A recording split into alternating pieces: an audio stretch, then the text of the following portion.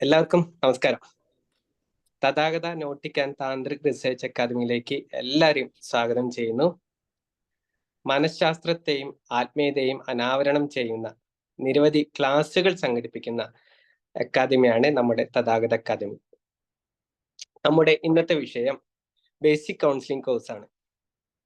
നമുക്കറിയാം, WHO കണക്ക് പ്രകാരം 1/5 കൂടുതൽ വ്യക്തികൾക്ക് മാനസികമായ ബുദ്ധിമുട്ടുകൾ നേരിടുന്നു. അതുപോലെ തന്നെ കുട്ടികളിൽ ഉണ്ടാകുന്ന മാനസിക പ്രശ്നം, ദാമ്പത്യ ജീവിതത്തിൽ ഉണ്ടാകുന്ന മാനസിക പ്രശ്നം, ഇത്തരം വിഷയങ്ങൾ എങ്ങനെയാണ് കൈകാര്യം ചെയ്യേണ്ടത്, എന്താണ് ഇതിനൊരു സൊല്യൂഷൻ? ഇത്രയും ചോദ്യത്തിനുള്ള ഒരു ഉത്തരം നമ്മുടെ ഈ ഒരു ക്ലാസ്സിലൂടെ, ഇന്നു മുതൽ തുടങ്ങാൻ പോകുന്ന ക്ലാസ്സിലൂടെ നമുക്ക് ലഭിക്കും. നമ്മൾ ഈ ക്ലാസ് അനൗൺസ് ചെയ്തപ്പോൾ തന്നെ നമ്മളോട് ചോദിച്ചു, എങ്ങനെയാണ് കൗൺസിലിംഗ് ചെയ്യേണ്ടത്, എത്ര ദിവസം കൊണ്ട് നമുക്ക് കൗൺസിലിംഗ് പഠിക്കാം, ആർക്കാണ് കൗൺസിലിംഗ് ചെയ്യേണ്ടത് എന്നൊക്കെ. അത്ര വിഷയങ്ങളൊക്കെയാണ് നമ്മൾ ഡിസ്കസ് ചെയ്യുന്നത്. നമ്മുടെ കൂടെയുള്ളത്, അല്ലെങ്കിൽ ഈ ക്ലാസ് നയിക്കുന്നത് ഡോക്ടർ ശ്രീനാഥ് കാര്യാട്ടാണ്. അദ്ദേഹം ഋതംബര ചാരിറ്റബിൾ ട്രസ്റ്റിന്റെ ചെയർമാനാണ്, ഭാരതീയ ധർമ്മ പ്രചാരണ സഭയുടെ ആചാര്യനാണ്, national centre parent research training centre എന്ന സ്ഥാപനത്തിന്റെ ചെയർമാനാണ്. 5000-ഓളം കൗൺസിലിംഗ് ചെയ്ത ഒരു വ്യക്തിയാണ് അദ്ദേഹം. അതേപോലെ തന്നെ 1000-ഓളം സൈക്കോളജിയുമായി റിലേറ്റഡ് ആയി ക്ലാസ് എടുത്ത ഒരു വ്യക്തി കൂടിയാണ്. ഞങ്ങൾ എല്ലാവരും സ്നേഹത്തോടെ ശ്രീനാഥ്ജി എന്ന് വിളിക്കുന്ന ഡോക്ടർ ശ്രീനാഥ് കാര്യാട്ടിനെ ക്ലാസ്സിലേക്ക് സ്വാഗതം ചെയ്യുന്നു. ശ്രീനാഥ്ജി, നമുക്ക് തുടങ്ങാം. നമസ്കാരം.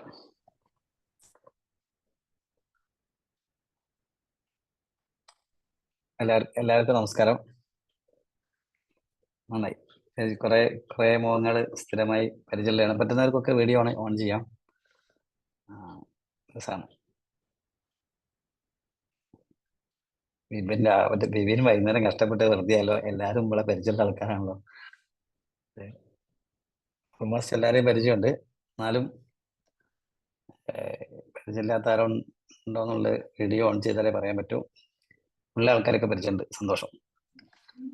അപ്പൊ നമ്മള് എല്ലാവരും സ്ഥിരമായിട്ട് നമ്മൾ ഏതെങ്കിലും ക്ലാസ്സിലൊക്കെ പല ക്ലാസ്സുകളിലൂടെ പരിചയപ്പെട്ടവരും ക്ലാസ് പങ്കെടുത്തവരൊക്കെ തന്നെയാണ്.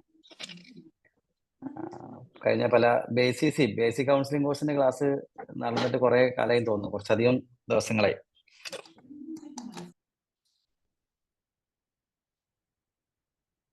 ഓക്കെ.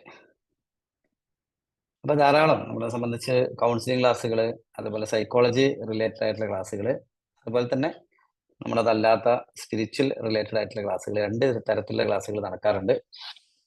അതില് ഇപ്പൊ കുറച്ച് കാലമായിട്ട് കൂടുതലും മറ്റ് വിഷയങ്ങളാണ്. സൈക്കോളജി ബേസ്ഡ് ക്ലാസ്സുകൾ വളരെ കുറച്ച് കാലമായിട്ട് നമ്മൾ നടന്നിട്ടില്ല. കുറച്ച് കാലത്തിന് ശേഷമാണ്, എനിക്ക് തോന്നുന്നു 1 വർഷത്തിന് ശേഷമാണ് വീണ്ടും BCC ക്ലാസ് നടക്കുന്നതെന്ന് തോന്നുന്നു. എന്താണ് ബേസിക് കൗൺസിലിംഗ് കോഴ്സ് എന്ന് പറഞ്ഞാൽ? അപ്പൊ സത്യത്തില് കൗൺസിലിംഗ് ക്ലാസ് ഉണ്ടാവാനുണ്ടായ ഒരു കാരണം, ഞാൻ സൈക്കോളജിക്ക് പഠിച്ചതിന് ശേഷം, സൈക്കോളജി പഠിക്കുന്നതിന് മുമ്പേ കൗൺസിലിംഗ് ചെയ്യാൻ തുടങ്ങിയ ഒരാളാണ്. അതെന്താന്ന് വെച്ചാൽ കൗൺസിലിംഗിന്റെ ജോലിയല്ല, കൗൺസിലിംഗിന്റെ സ്വഭാവമാണ്. പണ്ട് മുതലേ, ചെറുപ്പം മുതലേ എപ്പോഴും ആൾക്കാരൊക്കെ എന്തെങ്കിലും വന്ന് വിഷമം പറയാ, അല്ലെങ്കിൽ എന്തെങ്കിലുമൊക്കെ സംസാരിക്കുക, അങ്ങനെയൊക്കെ പൊതുവെ അങ്ങനെയൊക്കെ ആൾക്കാർ വന്ന് പറയുന്ന സമയത്ത് അതിലൊക്കെ ഇടപെടാനുള്ള താല്പര്യം അങ്ങനെ നേരത്തെ വളരെ ചെറുപ്പം മുതലേ ചെയ്തു വരാറുണ്ട്. ഒരു പക്ഷെ എൻ്റെ ഒരു ഏരിയ, എൻ്റെ ഒരു ജോലിയല്ല, എൻ്റെ ഒരു സ്വഭാവമാണ് എന്ന് പറഞ്ഞു വരുന്നത്. അതുകൊണ്ടാണ് ഞാൻ എപ്പോഴും എന്നെ പരിചയപ്പെടുത്താറ് ഞാൻ ജോലി ഇല്ലാത്ത ഒരാൾ എന്നുള്ള നിലയ്ക്കാണ്. സത്യസന്ധമായി പറയുകയാണെങ്കിൽ എനിക്ക് ജോലിയില്ല. എനിക്ക് ഏറ്റവും ഇഷ്ടപ്പെട്ട കുറെ കാര്യങ്ങൾ ഞാൻ ചെയ്യും, അതിൽ നിന്ന് എനിക്ക് ഒരുപാട് വരുമാനം ഉണ്ടാവും, അതുകൊണ്ട് സന്തോഷമായിട്ട് ജീവിക്കും. അങ്ങനെ ലോകത്ത് ചുരുക്കം ആൾക്കാരേ ഉള്ളൂ ജോലി ഇല്ലാതെ ജീവിക്കുന്ന ആൾക്കാർ. എൻ്റെ അടുത്ത് ആരെ വന്നാൽ തന്നെ ഞാൻ പരമാവധി ശ്രമിക്കുക അവരെ ജോലി ഇല്ലാണ്ടാക്കാനാ. കാരണം ജോലി ചെയ്യാൻ തുടങ്ങിയ മനുഷ്യന്റെ കഷ്ടപ്പാടും അങ്ങേ തലയാണ്. പിന്നെ അയാൾക്ക് ലൈഫ് ഉണ്ടാവില്ല. ജീവിതത്തില് 6 ദിവസം കഷ്ടപ്പെടുക, 7ാമത്തെ ദിവസം പിന്നെ ലീവ് എടുത്തിട്ട് വീട്ടിലിരിക്കുക, അല്ലേ? ജോലി ചെയ്യാൻ തുടങ്ങിയാലുള്ള ഒരു പ്രത്യേകത എന്താണെന്ന് വെച്ചാൽ, നമ്മൾ ഏറ്റവും കൂടുതൽ ഇഷ്ടപ്പെടുന്നത് ഞായറാഴ്ചകളായിരിക്കും, ഏറ്റവും കൂടുതൽ വെറുക്കുന്നത് തിങ്കളാഴ്ചകളായിരിക്കും. പണ്ടാരടങ്ങാൻ ഇന്ന് മുതൽ വീണ്ടും അങ്ങോട്ട് പോകണല്ലോ എന്നുള്ള നിലയ്ക്കായിരിക്കും. അങ്ങനെ ജീവിതത്തിൽ 6 ദിവസം കഷ്ടപ്പെടുകയും 1 ദിവസം സന്തോഷിക്കുകയും ചെയ്യുന്ന ഒരു പ്രത്യേക ജന്തു ആണ് കുറെ കാലങ്ങളായിട്ട് മനുഷ്യൻ. അങ്ങനെ അല്ലാതെ 7 ദിവസവും സന്തോഷിക്കുന്ന, ഒരു പക്ഷേ ജോലി ചെയ്യാത്ത ചില ആൾക്കാരുണ്ട്. എന്താണ് നിങ്ങൾ ചെയ്യുന്ന, ജോലിയാണോ അല്ല നിങ്ങളെ ധർമ്മമാണോ എന്ന് എങ്ങനെയാ മനസ്സിലാവുക? ഏതോ ഒരു പ്രവൃത്തി ചെയ്യുമ്പോൾ മാത്രം നിങ്ങൾക്ക് ക്ഷീണം ഉണ്ടാവില്ല. അത് ചെയ്യുമ്പം ഊർജ്ജം ഇങ്ങോട്ട് കിട്ടും. നമ്മളൊരു പ്രവൃത്തി ചെയ്യുമ്പോൾ നമുക്ക് ഊർജ്ജം നഷ്ടപ്പെടുകയാണെങ്കിൽ അത് നിങ്ങളുടെ ജോലിയാണ്. ഒരു പ്രവൃത്തി ചെയ്യുമ്പം ഊർജ്ജം നമുക്ക് ഇങ്ങോട്ട് കിട്ടുകയാണെങ്കിൽ അത് ധർമ്മമാണ്. അപ്പൊ ജോലി ചെയ്യരുത്, ധർമ്മം മാത്രമേ ചെയ്യാൻ പാടുള്ളൂ. സ്വധർമ്മോ നിധനം ശ്രേയ പരകർമ്മ ഭയാവഹം എന്ന് കൃഷ്ണൻ പറയാറുണ്ട്. അതുപോലെ ലോകത്ത് ചുരുക്കം ആൾക്കാരേ ഉള്ളൂ സ്വന്തം 7 ദിവസവും അവർക്ക് ഇഷ്ടപ്പെട്ട കാര്യങ്ങൾ ചെയ്ത് സന്തോഷമായിട്ട് ജീവിക്കുന്ന ആൾക്കാർ. ആ ചുരുക്കം ആളുകളിൽ ഒരാളാണ് ഞാൻ എന്നാണ് എനിക്ക് എന്നെ പരിചയപ്പെടുത്താൻ ഇഷ്ടമുള്ളത്. ഞാൻ അങ്ങനെയാണ് പരിചയപ്പെടുത്താറ്. എനിക്ക് ജോലിയില്ല. ഇതൊക്കെ എൻ്റെ ഒരു രസമാണ്. ഈ പറയുന്ന കാര്യങ്ങളൊക്കെ ഞാൻ ഇഷ്ടപ്പെട്ട് ചെയ്യുന്ന ഒരു കാര്യമാണ്. ഞാൻ തീരുമാനിച്ചൊരു കാര്യമാണ്, ഞാൻ പണിയെടുക്കൂല, ഞാൻ ജോലി ചെയ്യൂല എന്നുള്ളത്. കാരണം എന്തെങ്കിലും ഒരു കാര്യം എനിക്ക് സ്ട്രെസ് ആയി തോന്നിയാൽ പിന്നെ ചെയ്യേണ്ടതിൽ അർത്ഥമില്ലല്ലോ. അത് നമുക്ക് എൻജോയ് ചെയ്യാൻ പറ്റണം. അങ്ങനെ ഞാനത് ആമുഖമായിട്ട് പറഞ്ഞു എന്ന് മാത്രമേ ഉള്ളൂ. അവനവനെ കണ്ടെത്തിയാൽ മാത്രമേ നമുക്ക് സാധിക്കാൻ പറ്റൂ. ഞാൻ ആരാണ്, ഞാൻ എന്തിനാണ് ഭൂമിയിൽ വന്നത്, എന്താണ് പ്രകൃതി എന്നെ കൊണ്ട് ഈ ഭൂമിയിൽ ചെയ്യാൻ ഉദ്ദേശിച്ചത് എന്ന് തിരിച്ചറിയാൻ സാധിച്ചാൽ അത് സ്വധർമ്മമാണ്. സ്വധർമ്മമാണ് മറ്റെന്തിനേക്കാൾ ശ്രേയസ്കരമായിട്ടുള്ളത് എന്ന് പറഞ്ഞത് ഓർമ്മിക്കുക. അങ്ങനെ എൻ്റെ ഒരു കുട്ടിക്കാലം മുതൽ അല്ലെങ്കിൽ എൻ്റെ ഒരു സ്വധർമ്മം ഈ ആൾക്കാരെ കേൾക്കുക എന്നുള്ളതാണ്. വെറുതെ ആൾക്കാരെ കേൾക്കുക, കൂടെ ഇരിക്കുക എന്നുള്ളതൊക്കെയാണ് ഞാൻ ആദ്യം മുതലേ ചെയ്തു വരുന്നത്. അതിന് ആൾക്കാരെ വിളിക്കുന്ന പേര് കൗൺസിലിംഗ് എന്നാണ് എന്ന് തോന്നുന്നു. അതുകൊണ്ട് നാട്ടുകാർ എന്നെ കൗൺസിലിംഗ് എന്നാണ് വിളിക്കുന്നത്. ഞാൻ ചുമ്മാ ആൾക്കാരെ ഇരുന്ന് കേൾക്കലേ പതിവുള്ളൂ. പലപ്പോഴും ആദ്യ കാലങ്ങളിലൊക്കെ ഞാൻ കോഴിക്കോട് റൂം എടുത്തിട്ട് അതിലിങ്ങനെ ഇരിക്കും. പല ഭാഗത്തുള്ള ആൾക്കാർ അവിടെ വന്ന് 1-2 മണിക്കൂർ എൻ്റെ മുമ്പിൽ ഇരുന്ന് ഇങ്ങനെ ഓരോ സങ്കടം പറയും, കുറെ കരയും, കുറെ വിഷമമൊക്കെ പറയും. ഞാൻ മിണ്ടാതിരിക്കും. അവസാനം ഓരോ കുറെ കരഞ്ഞ് പ്രേമ്പൊക്കെ വിട്ട് ഓരിറങ്ങി പോവുകയും ചെയ്യും. പോണ സമയത്ത് ആള് 2000 റുപ്യോ 5000 റുപ്യോ കൊടുക്കുകയും ചെയ്യും. എനിക്ക് ഇന്ന് വരെ മനസ്സിലായില്ല എന്തിനാണ് ഒരാളെ പൈസ കൊടുത്തതെന്ന്. ഞാനൊന്നും ചെയ്തില്ല, ഞാൻ വെറുതെ ഇങ്ങനെ ഇരുന്നവരെ കേട്ടിട്ടേ ഉള്ളൂ. പിന്നെയാണ് എനിക്ക് മനസ്സിലായത് ഈ കേൾക്കാനുള്ള ആൾക്കാർ ഇവിടെ കുറവാണ്. ലോകത്ത് പറയാനുള്ള ആൾക്കാർ മാത്രമേ ഉള്ളൂ, കേൾക്കുന്ന ആൾക്കാർ കുറവാണ്. അപ്പൊ ആരെങ്കിലുമൊക്കെ കേൾക്കാൻ ഉണ്ടാവുക എന്നുള്ളത് വലിയൊരു ഭാഗ്യം തന്നെയാണ്. അതുകൊണ്ടാണ് തോന്നുന്നു പ്രകൃതി മനുഷ്യന് 2 ചെവിയും 1 വായും കൊടുത്തത്. അല്ലാതെ ബാക്കിയൊക്കെ 2 ഉണ്ട്, 2 കണ്ണുണ്ട്, 2 മൂക്കുണ്ട്, 2 ചെവിയുണ്ട്. എന്നാ പിന്നെ 2 വായും കൂടി ഫിറ്റ് ആയിക്കൂടായിരുന്നോ? നമുക്ക് ഒരേ സമയത്ത് വർത്താനം പറയുകയും ചെയ്യുക, ഭക്ഷണം കഴിക്കുകയും ചെയ്യുക. എന്തൊരു സൗകര്യമാണ്. ഒരു വായും കൂടി ഒക്കെ ഫിറ്റ് ആക്കാനുള്ള സ്ഥലമൊക്കെ മുഖത്ത് പ്രകൃതിക്ക് വിചാരിച്ചാൽ ഉണ്ടാക്കാൻ പറ്റുന്നേ ഉള്ളൂ. ഇത്രയൊക്കെ മൂപ്പര് ഈ മുഖത്ത് ഉണ്ടാക്കി വെച്ചില്ലേ.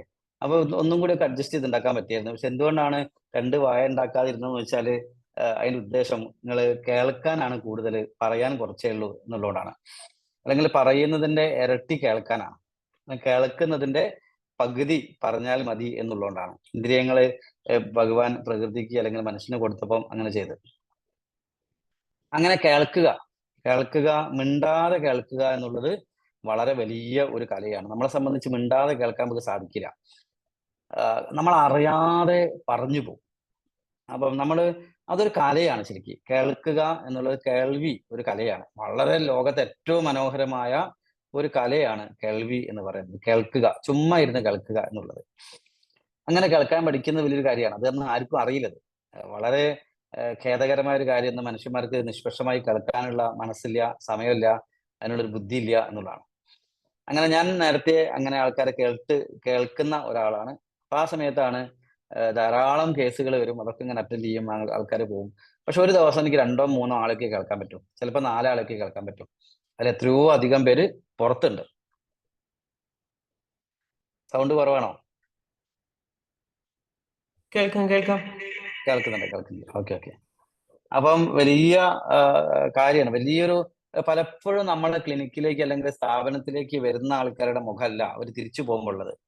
വളരെ പ്രയാസങ്ങളും സങ്കടങ്ങളും ഒക്കെ ആയിട്ട് വന്നിട്ട് ഇത് എവിടെങ്കിലും ഒന്ന് പറഞ്ഞു തീർക്കണം, എവിടെങ്കിലും ഒന്ന് കരഞ്ഞു തീർക്കണം, അവരുടെ സങ്കടങ്ങൾ എവിടെങ്കിലും ഒന്ന് പറയണവർക്ക്, അത്രയേ ഉള്ളൂ. അങ്ങനെ കുറെ പേര് ആവശ്യമുണ്ട്, കേൾക്കാൻ ഒരുപാട് പേര് ആവശ്യമുണ്ട് എന്ന് തോന്നി. ആ സമയത്താണ് വേൾഡ് ഹെൽത്ത് ഓർഗനൈസേഷനിൽ ഒരു കണക്ക് ശ്രദ്ധയപ്പെടുന്നത്. 5-ൽ ഒരാള് 2014 തോന്നുന്നു, 5-ൽ ഒരാള് ശക്തമായ മാനസിക സമ്മർദ്ദത്തിന് അടിമയാണ്. അവർക്ക് എല്ലാവരും ഒരു സപ്പോർട്ട് ആവശ്യമുണ്ട്, എല്ലാവർക്കും ഒരു സപ്പോർട്ട് ആഗ്രഹിക്കുന്നുണ്ട്. അത് 2020 ആകുമ്പോഴേക്കും അത് എത്രയോ കൂടിയിട്ടുണ്ടാവും എനിക്ക് തോന്നുന്നത്. 5-ൽ 1 എന്നുള്ളതൊക്കെ ആ റേഷ്യോ ഒക്കെ മാറിയിട്ടുണ്ടാവും. ആൾക്കാരുടെ സ്ട്രെസ് ഒക്കെ കൂടുകയാണ് ചെയ്തത്. അപ്പൊ അതിന് നമ്മൾക്ക് എന്ത് ചെയ്യാൻ പറ്റും എന്നുള്ള നമ്മളൊരു ചിന്തയാണ് എൻ്റെ ഗ്രാമം സ്വാസ്ഥ്യ ഗ്രാമം എന്ന് പറയുന്ന ഒരു പ്രൊജക്ട് ഉണ്ടാക്കിയത്. അതിലെ ഉദ്ദേശം എല്ലാ ഗ്രാമങ്ങളിലും നമ്മൾ കേൾക്കാനുള്ള ആൾക്കാരുണ്ടാക്കുക. വെറുതെ ഇരുന്ന് കേൾക്കാനുള്ള ആൾക്കാരുണ്ടാക്കുക.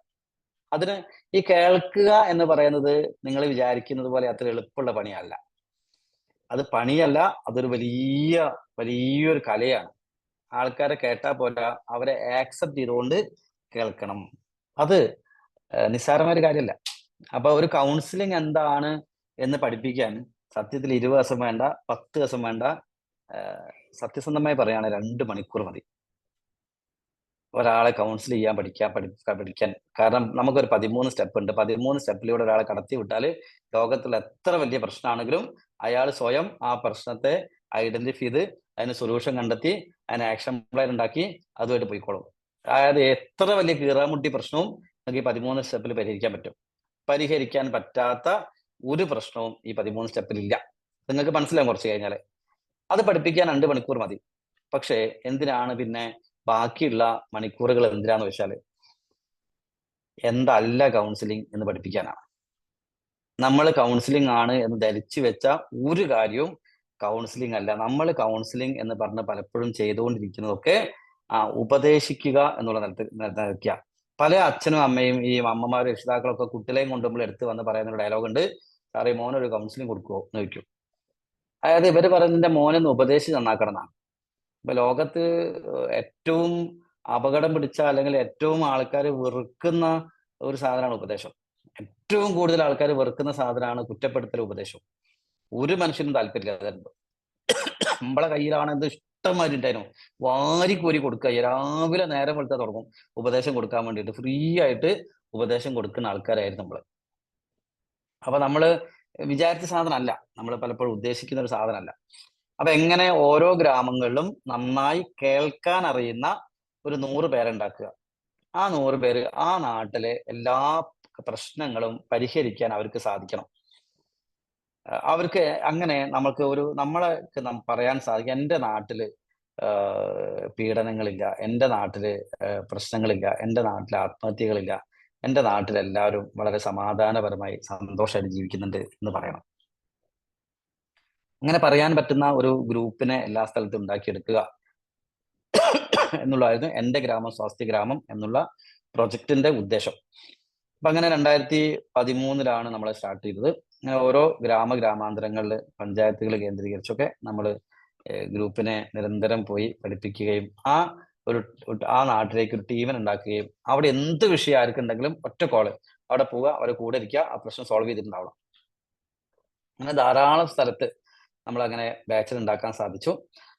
അങ്ങനെ ഏതാണ്ട് ഒരു 10,000-ലധികം പേരെ നമ്മൾ ഈ ട്രെയിനിങ് കൊടുത്തു. ആ 10,000 ആ സമയത്താണ് ഫ്ലഡ് ഉണ്ടായത്.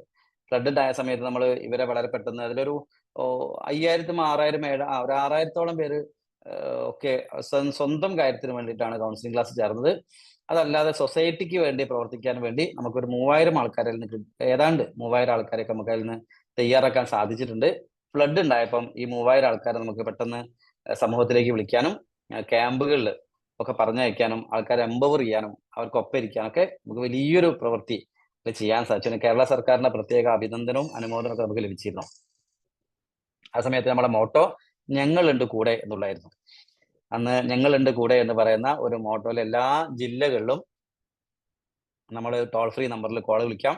ആൾക്കാർക്ക് വിളിക്കാനുള്ള ഏത് സമയത്തും വിളിക്കാനുള്ള നമ്പർ വിളിച്ചു കഴിഞ്ഞാൽ അവർക്കുള്ള സപ്പോർട്ട് ഒക്കെ നമ്മൾ കൊടുത്തിരുന്നു. വലിയ ഒരു എന്താ പറയാ ഒരു ഇടപെടല് സമാജത്തില് നമുക്ക് ഈ ഒരു ഞങ്ങളുടെ കൂടെ എന്ന മോട്ടോയില് എൻ്റെ ഗ്രാമം സ്വാസ്ഥ്യ ഗ്രാമത്തിൽ നമുക്ക് ചെയ്യാൻ സാധിച്ചിരുന്നു. അത് നിരന്തരം നടന്നുകൊണ്ടിരിക്കുന്നുണ്ട്. അത് സംഘടനകൾക്ക് വേണ്ടിയിട്ട് ഒക്കെ പല രീതിയിലും ഏറ്റവും നന്നായി നടക്കുന്ന ഒരു സ്ഥലം UK-ലാണ്. UK-ൽ ഇതുപോലെ ഒരു എന്താ പറയാ ഒരു അപകടമല്ല, ഒരാള് അദ്ദേഹത്തിന്റെ ഭാര്യയും മക്കളെയൊക്കെ കൊല്ലുകയും അയാൾ ജയിലിൽ പോവുക ചെയ്ത സമയത്ത് വലിയൊരു ഷോക്ക് ആയിരുന്നു അവിടെ എല്ലാവർക്കും. കാരണം ആർക്കും അറിയില്ല, ഈ ഭാര്യ എത്രയോ കാലമായിട്ട് സ്ട്രെസ് അനുഭവിക്കുന്നുണ്ട്. പക്ഷെ ഇത് ആരെടുത്ത് ഷെയർ ചെയ്യുന്നറിയില്ല. എല്ലാവരുടെ മുമ്പിൽ ചിരിച്ചു കളിച്ച് അഭിനയിക്കുക ചെയ്യുന്നത്. ഒരാളെടുത്ത് കാരണം ഷെയർ ചെയ്യാൻ പറ്റുന്ന ആൾക്കാരെ കാണുന്നില്ല. ഇന്ന് മനുഷ്യന്റെ അവസ്ഥ സമൂഹ മധ്യത്തില് ഒറ്റപ്പെട്ടു പോകുന്ന മനുഷ്യന്മാര്. ചുറ്റിലും ആൾക്കാരുണ്ട്, പക്ഷെ വിശ്വസിക്കാൻ പറ്റുന്ന ആൾക്കാരില്ല. എല്ലാം തുറന്നു പറയാൻ പറ്റുന്ന ആൾക്കാരില്ല. നമുക്ക് പണ്ടുണ്ടായിരുന്നു നല്ല കൂട്ടുകാരുണ്ടായിരുന്നു, നല്ല സുഹൃത്തുക്കളെടുത്ത് മാത്രമാണ് നമുക്ക് എല്ലാ കാര്യങ്ങളും തുറന്നു പറയാൻ പറ്റുക. ഒരിക്കലും എനിക്ക് തോന്നുന്നില്ല ഒരു ഹസ്ബൻഡിന് ഭാര്യനോട് എല്ലാ കാര്യങ്ങളും തുറന്നു പറയാൻ പറ്റും. ഭാര്യയ്ക്ക് ഭർത്താവിനോട് എല്ലാ കാര്യങ്ങളും തുറന്ന്, എനിക്കറിയാം അങ്ങനത്തെ ഭാര്യയും ഭർത്താക്കന്മാർ ഉണ്ടാവാട്ടോ, ഇല്ല എന്നൊന്നും പറയുന്നില്ല, പല സ്ഥലത്തും ഉണ്ടാവും. പക്ഷേ പറയില്ല എന്നുള്ളതാണ് അതിൽ നമുക്ക് ഏറ്റവും കൂടുതൽ. കാരണം എന്താ വെച്ചാൽ അവരൊക്കെ ഉപദേശിക്കാൻ നിൽക്കും, നമ്മളെ ഉപദേശിക്കാനും കുറ്റപ്പെടുത്താൻ നിൽക്കും. അതുകൊണ്ടാണ് പറയാത്തത്, അല്ലാണ്ട് വേറെ ഒന്നും ഉണ്ടായിട്ടല്ല. നമ്മൾ എന്തൊക്കെ പറഞ്ഞാലും നമ്മളെ ഉപദേശിക്കാതെ നമ്മളെ കേൾക്കുന്ന, കുറ്റപ്പെടുത്താതെ നമ്മളെ കേൾക്കുന്ന ആൾക്കാർ പലപ്പോഴും സുഹൃത്തുക്കളാണ്. അതുകൊണ്ട് നല്ല സുഹൃത്തുക്കൾ ഉണ്ടായിരുന്ന കാലത്ത് മനുഷ്യന് എന്തും ഷെയർ ചെയ്യാൻ ആൾക്കാരുണ്ടായിരുന്നു, ഒരു സാഹചര്യം ഉണ്ടായിരുന്നു. ഇന്ന് മനുഷ്യന്മാർക്ക് കേൾക്കാൻ സമയമില്ല. അതുപോലെ കേട്ട് അത് ശരിയായ രീതിയിൽ കേൾക്കാൻ അറിയില്ല. നമ്മൾ കേട്ട് കഴിഞ്ഞാൽ അതിന്റെ 10 ഇരട്ടി ഉപദേശം കൊടുക്കും, അത് ആൾക്കാർക്ക് താല്പര്യമില്ല, ആവശ്യമില്ല. ആ കല നമ്മളെ കയ്യിൽ നിന്ന് പോയി. അപ്പൊ അങ്ങനെ നല്ല സുഹൃത്തുക്കൾ ഇല്ലാതായപ്പം, അപ്പൊ ആ ചേച്ചിക്ക് ആയിരിക്കാം, ഒരു നല്ല സുഹൃത്തിനെ ഇല്ലാത്തതുകൊണ്ടായിരിക്കാം ഷെയർ ചെയ്യാൻ പറ്റാത്തതും, അവര് അങ്ങനെ ഒരു അപകടം ഉണ്ടാവുകയും ചെയ്തു.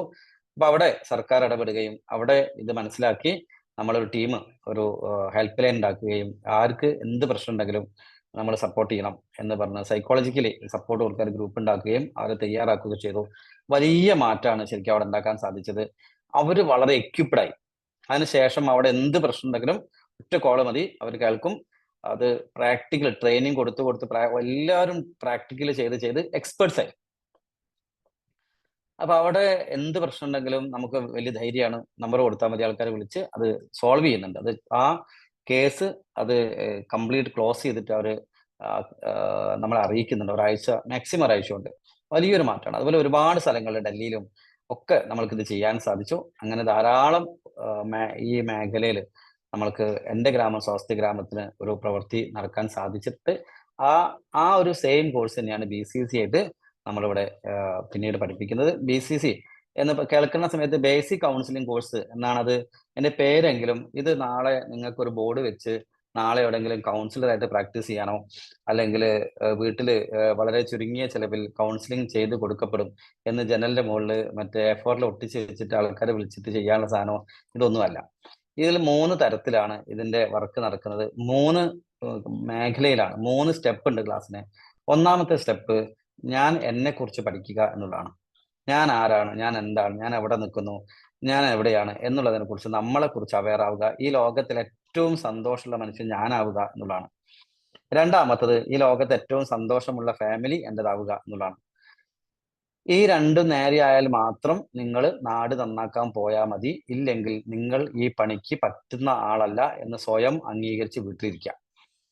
കാരണം ഇപ്പൊ നമ്മൾ വീട്ടുകാരെ വെറുപ്പിച്ച് നാട്ടുകാരില്ലേ, അവനവനും സ്വസ്ഥതയില്ല, വീട്ടുകാർക്കും സ്വസ്ഥത ഇല്ലാത്ത ആൾക്കാരാണ് നാട്ടുകാരെ നന്നാക്കാൻ പോണത് അല്ലേ. എന്നിട്ട് എന്താ, ഇവിടെ നടക്കാത്ത പണി നാട്ടിൽ നടപ്പിലാക്കാൻ പോവുകയാണ്.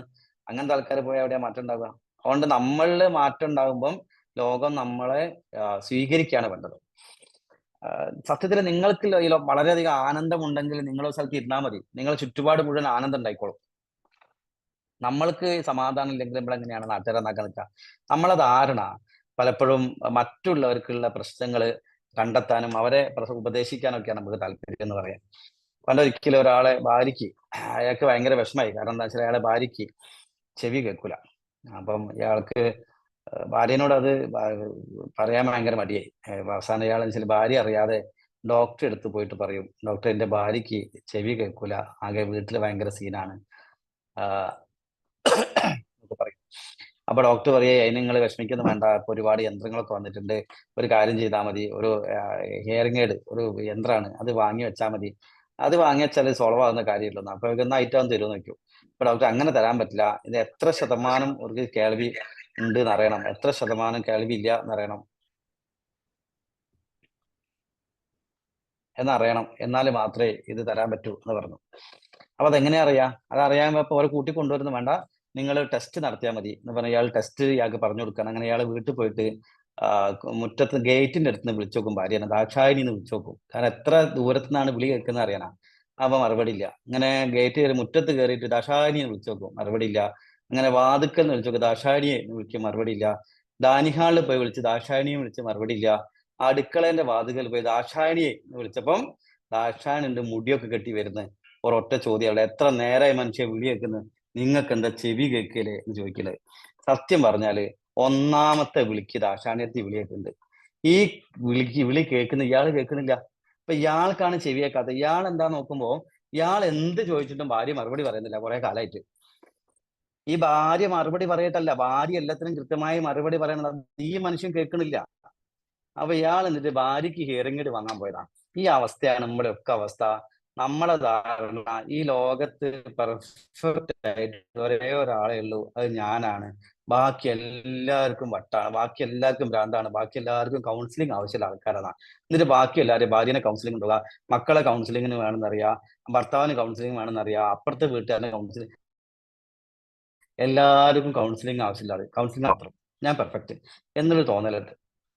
അതുകൊണ്ട് ആദ്യം നമ്മൾ കുറച്ചുകൂടി അനലൈസ് ചെയ്യേണ്ടത്, പഠിക്കേണ്ടത് എന്നെ തന്നെയാണ്. ഞാൻ ആരാണ്, എന്താണ്, എവിടെയാണ് എന്നുള്ളതാണ് നമ്മൾ ആദ്യം പഠിക്കേണ്ടത്. രണ്ടാമത് നമുക്ക് നമ്മളെ ഫാമിലിയിലേക്ക് പോവാം. ഫാമിലിയിൽ പ്രശ്നങ്ങളുണ്ട്. ഫാമിലിയിൽ പ്രശ്നമുണ്ട് എന്ന് പറഞ്ഞാല് ഫാമിലി എന്ന് പറഞ്ഞാൽ തന്നെ പ്രശ്നമാണെന്നാണ് മോഡേൺ പിന്നെ ചിന്തകന്മാരൊക്കെ പറയുന്നത്.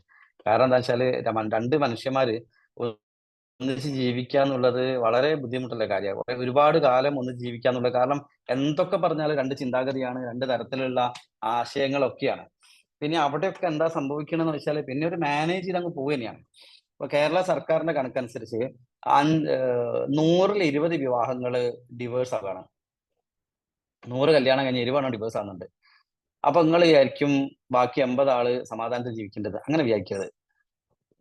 ഈ 20% ആൾക്കാർക്ക് നട്ടലുള്ളതുകൊണ്ട്, അഭിമാനം ഉള്ളതുകൊണ്ട് ഒരു ഡിവേഴ്സ് ആയിട്ട് സമാധാനമായിട്ട് പിരിഞ്ഞു പോകുന്നുണ്ട്. ബാക്കിയുള്ള 80% ആൾക്കാർ കല്യാണം കഴിച്ചു പോയതിന്റെ പേരിൽ, കുട്ടികൾ ഉണ്ടായി പോയതിന്റെ പേരിൽ, നാട്ടുകാർ എന്ത് വിചാരിക്കുന്നുള്ളതിന്റെ പേരിൽ, എന്തിന്റെയൊക്കെയോ പേരിൽ വെറുതെ കഷ്ടപ്പെട്ട് ജീവിക്കാന്നല്ലാതെ എനിക്ക് കുറച്ചുകൂടി ബഹുമാനം മറ്റേ 20% വലിയ സന്തോഷം. കാരണം അവർക്ക് ഒന്നിച്ച് പോകാൻ പറ്റില്ല എന്നവർ പിരിച്ചു വിട്ടിട്ടുണ്ട്, വലിയ സന്തോഷം. പലപ്പോഴും ഞാൻ പറയാറുണ്ട്, എന്റെ ക്ലിനിക്കിൽ ഞാൻ ഏതാണ്ട് ഒരു 3000-ത്തിലധികം ഫാമിലി കേസ് അറ്റൻഡ് ചെയ്തിട്ടുണ്ട്. ഞാൻ അറ്റൻഡ് ചെയ്ത മുഴുവൻ കേസും ഞാൻ വിജയിപ്പിച്ചിട്ടുണ്ട് എന്ന് വളരെ അഭിമാനത്തിൽ ഞാൻ പറയാറുണ്ട്. പക്ഷെ ആ സമയത്ത് നിങ്ങൾ വിചാരിക്കരുത് ഈ എല്ലാവരും ഒരുമിച്ച് വിട്ടതാണെന്ന് വിചാരിക്കരുത്. കുറേ ആൾക്കാർ പിരിച്ചു വിട്ടിട്ടുണ്ട്. കാരണം എന്താന്ന് വെച്ചാൽ ആ കേസിന്റെ വിജയം പിരിച്ചുവിടലായിരുന്നു. എല്ലാവരെയും ഒന്നിപ്പിച്ച് വിടലാണ് വിജയം എന്നൊന്നും അഭിപ്രായം എനിക്കില്ല, നിങ്ങൾക്കും അഭിപ്രായം വേണ്ട. കാരണം മനുഷ്യന്മാർ അങ്ങനെയാണ്. അപ്പൊ എന്താണ് വിഷയം എന്ന് വെച്ചാൽ പലതരത്തിലുള്ള വിഷയങ്ങളുണ്ട്. ആ വിഷയത്തെ നമുക്ക് ഐഡന്റിഫൈ ചെയ്യണം. അപ്പൊ നമ്മളെ ജീവിതത്തിൽ ആദ്യം തുടങ്ങാം. നമ്മളെ ജീവിതം നേരെയാക്കിയിട്ട് നമ്മൾ മറ്റുള്ള ആൾക്കാരെ ഐഡന്റിഫൈ ചെയ്യാൻ പോയതല്ലോ. അപ്പൊ ചില കേസൊക്കെ കേട്ടാൽ നമ്മൾ ഞെട്ടിധരിച്ചു. അപ്പൊ ഒരിക്കലും ഒരു ഭാര്യയും ഭർത്താവും കൂടി വന്ന എന്തിനാന്ന് വെച്ചാല് ഭയങ്കര പ്രശ്നം, ഡിവേഴ്സിന്റെ പക്കത്താ. എന്താ കേസ് എന്ന് വെച്ചാല് അതാണ് വലിയ കേസ്. ഭർത്താവ് പറഞ്ഞു, നമ്മൾ പല്ല് തേക്കണ പേസ്റ്റ് ഇല്ലേ, പല്ല് തേക്കണ ബ്രഷ് എടുക്കണ പേസ്റ്റ് ഇല്ല, ഈ പേസ്റ്റ് അടിയിൽ നിന്നാണ് ഞെക്കി കൊണ്ടുവരേണ്ടതെന്ന് ഭർത്താവ് പറഞ്ഞു. ഭാര്യ പറഞ്ഞ അതിന്റെ ആവശ്യമില്ല, കയറ്റി പിടിച്ച് ഞെക്കിയാലും മതി. അങ്ങനെ ഇവര് തമ്മിൽ ഭയങ്കര തർക്കമുണ്ടായി. അങ്ങനെ ഇവിടെ ഇനി ഒരു സെക്കൻഡ് ഇവിടെ കൂടെ ജീവിക്കാൻ പറ്റില്ലെന്ന് അയാൾ പറഞ്ഞത്. അപ്പൊ ഞാൻ ചോദിച്ചാൽ ഭർത്താവ് പറഞ്ഞു, സാറേ ഈ പേസ്റ്റിന്റെ കമ്പനി പേസ്റ്റ് ഉണ്ടാക്കുന്ന അടിയിൽ നിന്ന് ഞെക്കി കൊണ്ടുവരാൻ കണക്കാക്കിയിട്ടല്ലേ, അത് അങ്ങനെ കൊണ്ടുവന്നാൽ പോരെ, ഇത് കയറ്റി പിടിച്ച് ഞെക്കിയാൽ പേസ്റ്റിന്റെ ട്യൂബ് ഇങ്ങനെ ഉണ്ടാവും, അത് കാണുമ്പോൾ തന്നെ എനിക്ക് വൃത്തികേടാണ്, എന്തൊരു ബുദ്ധിമുട്ടാണെന്നൊക്കെ പറഞ്ഞു. ഭാര്യ പറഞ്ഞു, സാറേ ഇതിങ്ങനെ പറ്റില്ല, കാരണം ഞാൻ ജോലിക്കൊക്കെ പോകുന്നതാണ്, ഇതെല്ലാ ദിവസവും ഇങ്ങനെ അടിയിൽ നിന്ന് കൊണ്ടുവരാൻ പറ്റില്ല, നമുക്ക് തിരക്കുള്ള ദിവസം കയറ്റി പിടിച്ച് ഞെക്കിയിട്ട് ഞായറാഴ്ച ഒഴിവുള്ള ഒരു അടിയിലത്തെ മുകളിൽ കൊണ്ടുവച്ചാൽ പോരെ, ഒരേ ട്യൂബ് നല്ല സാധനം പുറത്ത് വരുന്നത്, അങ്ങനെ കൊണ്ടുവച്ചാൽ മതിയല്ലോ എന്നാ. അങ്ങനെ ഇവർ തമ്മിൽ ഭയങ്കര തർക്കമായി. അവസാനം ആ കേസ് ഡിവേഴ്സ് ആയി. അപ്പൊ നിങ്ങൾ എന്നോട് ചോദിക്കും, ഞാൻ രാവിലെ പുട്ടാണോ കഴിച്ചതെന്ന്. കാരണം എന്ന് വെച്ചാൽ അതാണല്ലോ എൻ്റെ മോനൊക്കെ അങ്ങനെ, ഞാൻ എന്തെങ്കിലും കാര്യങ്ങളൊക്കെ വിട്ടുപോയിട്ട് കുറച്ച് കയറ്റി പറയും.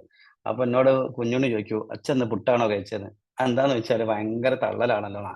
അപ്പൊ ഇത് സത്യസന്ധമായി പറയാൻ തള്ളിയതല്ല, ആ കേസ് ഡിവേഴ്സ് ആയി.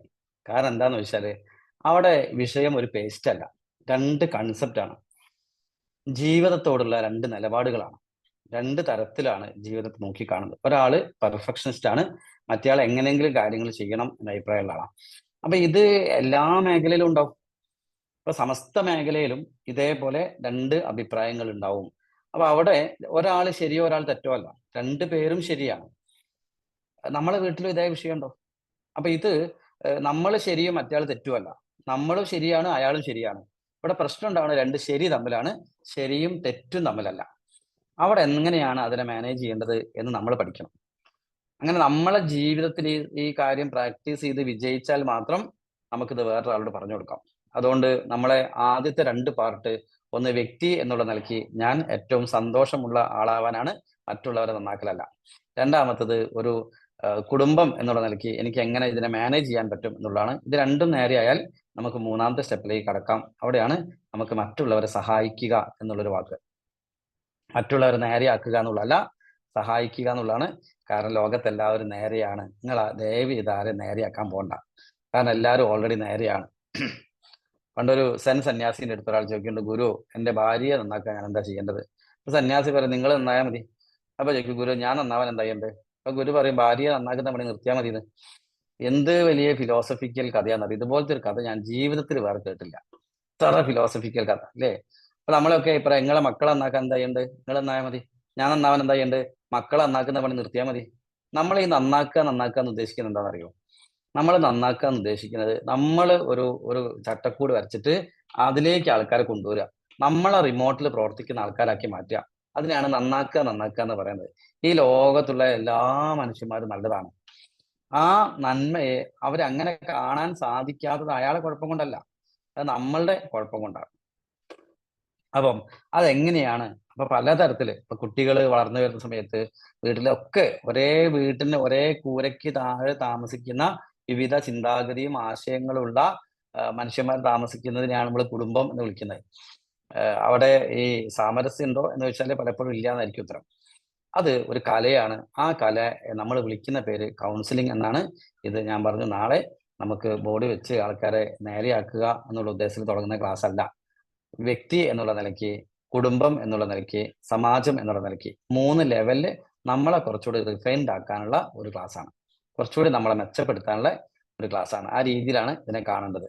ദെൻ പ്രോബ്ലം സോൾവിങ് നമ്മൾ പഠിക്കുന്നുണ്ട്. നമ്മളെ പ്രശ്നത്തെയും മറ്റുള്ളവർ പ്രശ്നങ്ങളെ എങ്ങനെ സോൾവ് ചെയ്യാം എന്ന് വളരെ വ്യക്തമായിട്ട് ഇതിനകത്ത് പഠിക്കുന്നുണ്ട്. പക്ഷെ കൗൺസിലിംഗ് എന്ന് പറഞ്ഞാൽ എന്താണ് എന്ന് ചോദിച്ചാൽ, സ്ഥിരമായിട്ട് നേരത്തെ പറഞ്ഞ ഒരു കഥയാണ്. ആ കഥ ഒന്ന് പറഞ്ഞതിന് ശേഷം നമുക്ക് മുന്നോട്ട് പോകാം. പണ്ട് കൗൺസിലിങ്ങിനെ കുറിച്ച് പറയാൻ പറ്റുന്ന ഏറ്റവും നല്ല കഥയാണിത്. ഒരു കാട്ടില് ഒരു കുരുവിയും, ഒരു ദിവസം കുരുവി നോക്കുമ്പം കണ്ട കാഴ്ച, കുരങ്ങന്മാരെല്ലാരും കൂടി ഒത്തുചേർന്ന് എന്തോ ചെയ്യുന്നുണ്ട്. കുരുവി നോക്കിയപ്പം ഇവര് മിന്നാമിനിങ്ങനെ കൂട്ടിയിട്ട് മിന്നാമിനിങ്ങനെ ഊതി കത്തിക്കാൻ, തീ ഉണ്ടാക്കാൻ ശ്രമിക്കുകയാണ്. അപ്പൊ ഒരിക്കലും ഇത് വിവരക്കേടാണല്ലോ. അപ്പം കുരുവിക്ക് മനസ്സിലായി ഇത് ഭയങ്കര വിവരക്കേടാണ്. അപ്പൊ കുരുവി ഒരു കുരങ്ങൻ്റെ അടുത്ത് പറയടാ കുരങ്ങ, വെറുതെ അല്ല ആൾക്കാർ നിന്നെ കുരങ്ങൻ എന്ന് വിളിക്കുന്നത്, ഇത് മിന്നാമിനുങ്ങാണ്, ഇത് കത്തൂല എന്ന് പറയും. ഇത് കേട്ടപ്പോ ഒന്നാമത്തെ കുരങ്ങനെ ദേഷ്യം വിളിച്ചു. അപ്പൊ കുരങ്ങൻ പറയും, നിന്നോട് പറഞ്ഞു ആരെങ്കിലും ഞങ്ങളുടെ കാര്യത്തിൽ ഇടപെടെ? നിന്നോട് ആരും ചോദിക്കും. അപ്പൊ ഇത് കേട്ടപ്പോ കുരുവിക്ക് ഭയങ്കരമായി ഈഗോ ഹേർട്ട് ചെയ്തു. കാരണം എന്താ വെച്ചാല് ഒരിക്കലും ഒരാളെ ഉപദേശിച്ച് നന്നാക്കാൻ വേണ്ടി പോകുമ്പോ എമ്മാതിരി വർത്താനല്ലല്ലോ പറയണ്ടേ. അപ്പൊ കുരുവിക്ക് അത് സഹിക്കാൻ പറ്റില്ല. അപ്പൊ കുരുവി കുറച്ചുകൂടി അടുത്ത് പോയിട്ട് അടുത്ത കുരങ്ങനോട് പറയും, എടാ പിന്നെ നിങ്ങൾക്ക് എന്താ പറഞ്ഞാൽ മനസ്സിലായില്ല, ഇത് നിന്നോട് പറഞ്ഞില്ലേ, ഇത് ഞാൻ നിന്നേക്കാൾ 2 ഓണം അധികം ഉണ്ടാണ്, ഇത് കത്തൂല, ഇത് ഇത് ഞാൻ കുറെ കണ്ടതാണ് എന്നൊക്കെ പറഞ്ഞു. ഇത് കേട്ടപ്പോ രണ്ടാമത്തെ കുരങ്ങൻ പറഞ്ഞു, നിന്നോട് മലയാളത്തിലല്ലേ പറഞ്ഞ ഞങ്ങൾ ഉപദേശിക്കാൻ പറ്റുന്നത്. ഇതോട് കേട്ടപ്പം കുരുവിക്ക് സഹിക്കാൻ പറ്റില്ല. കുരുവി മൂന്നാമത്തെ കുരങ്ങൻ്റെ അടുത്ത് പറയും, നിർത്തു ഈ വിഡ്ഢിത്തം, ഈ തോന്നിവാസം നിർത്തു, നിങ്ങളോടല്ലേ നിർത്താൻ പറഞ്ഞതാണ്. മൂന്നാമത്തെ കുരങ്ങന് അത്ര ക്ഷമല്ലാത്തതുകൊണ്ട് ആ കുരങ്ങൻ കുരുവിന്റെ കഴുത്ത് പിടിച്ച് ഞെക്കി കുരുവി ചത്തുപോയി. ഇതാണ് കഥ. ഇവിടെ അവസാനിക്കുകയാണ്. എന്റെ ചോദ്യം ഇതാണ്, ഇവിടെ തെറ്റ് ചെയ്തത് കുരുവിയാണോ കുരങ്ങനാണോ? കമന്റ് ചെയ്യാൻ നമുക്ക്.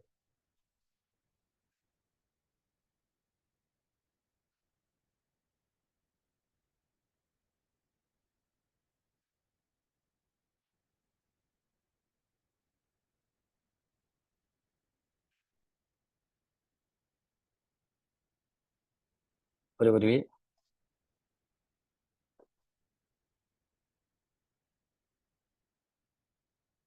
കുരുവി കുരുവി കുരുവി കുരുവി കുരുവി ഓക്കെ ഓക്കെ, മതി ഇത്രയും പേര് മതി. Okay, thank you. അപ്പൊ ഈ കഥ നമ്മളൊന്ന് മാറ്റി വായിക്കാണ്. ഈ കുരുവി എന്നുള്ള സ്ഥലത്തിലെ പേരൊക്കെ മാറ്റി അമ്മ എന്നും കുരങ്ങൻ എന്നുള്ള സ്ഥലത്തിലെ പേരൊക്കെ മാറ്റി +1 പഠിക്കുന്ന മോള് എന്നാക്കി ഒരു പ്രാവശ്യം ഈ കഥ ഒന്ന് തിരുത്തി വായിക്കാൻ അപേക്ഷ.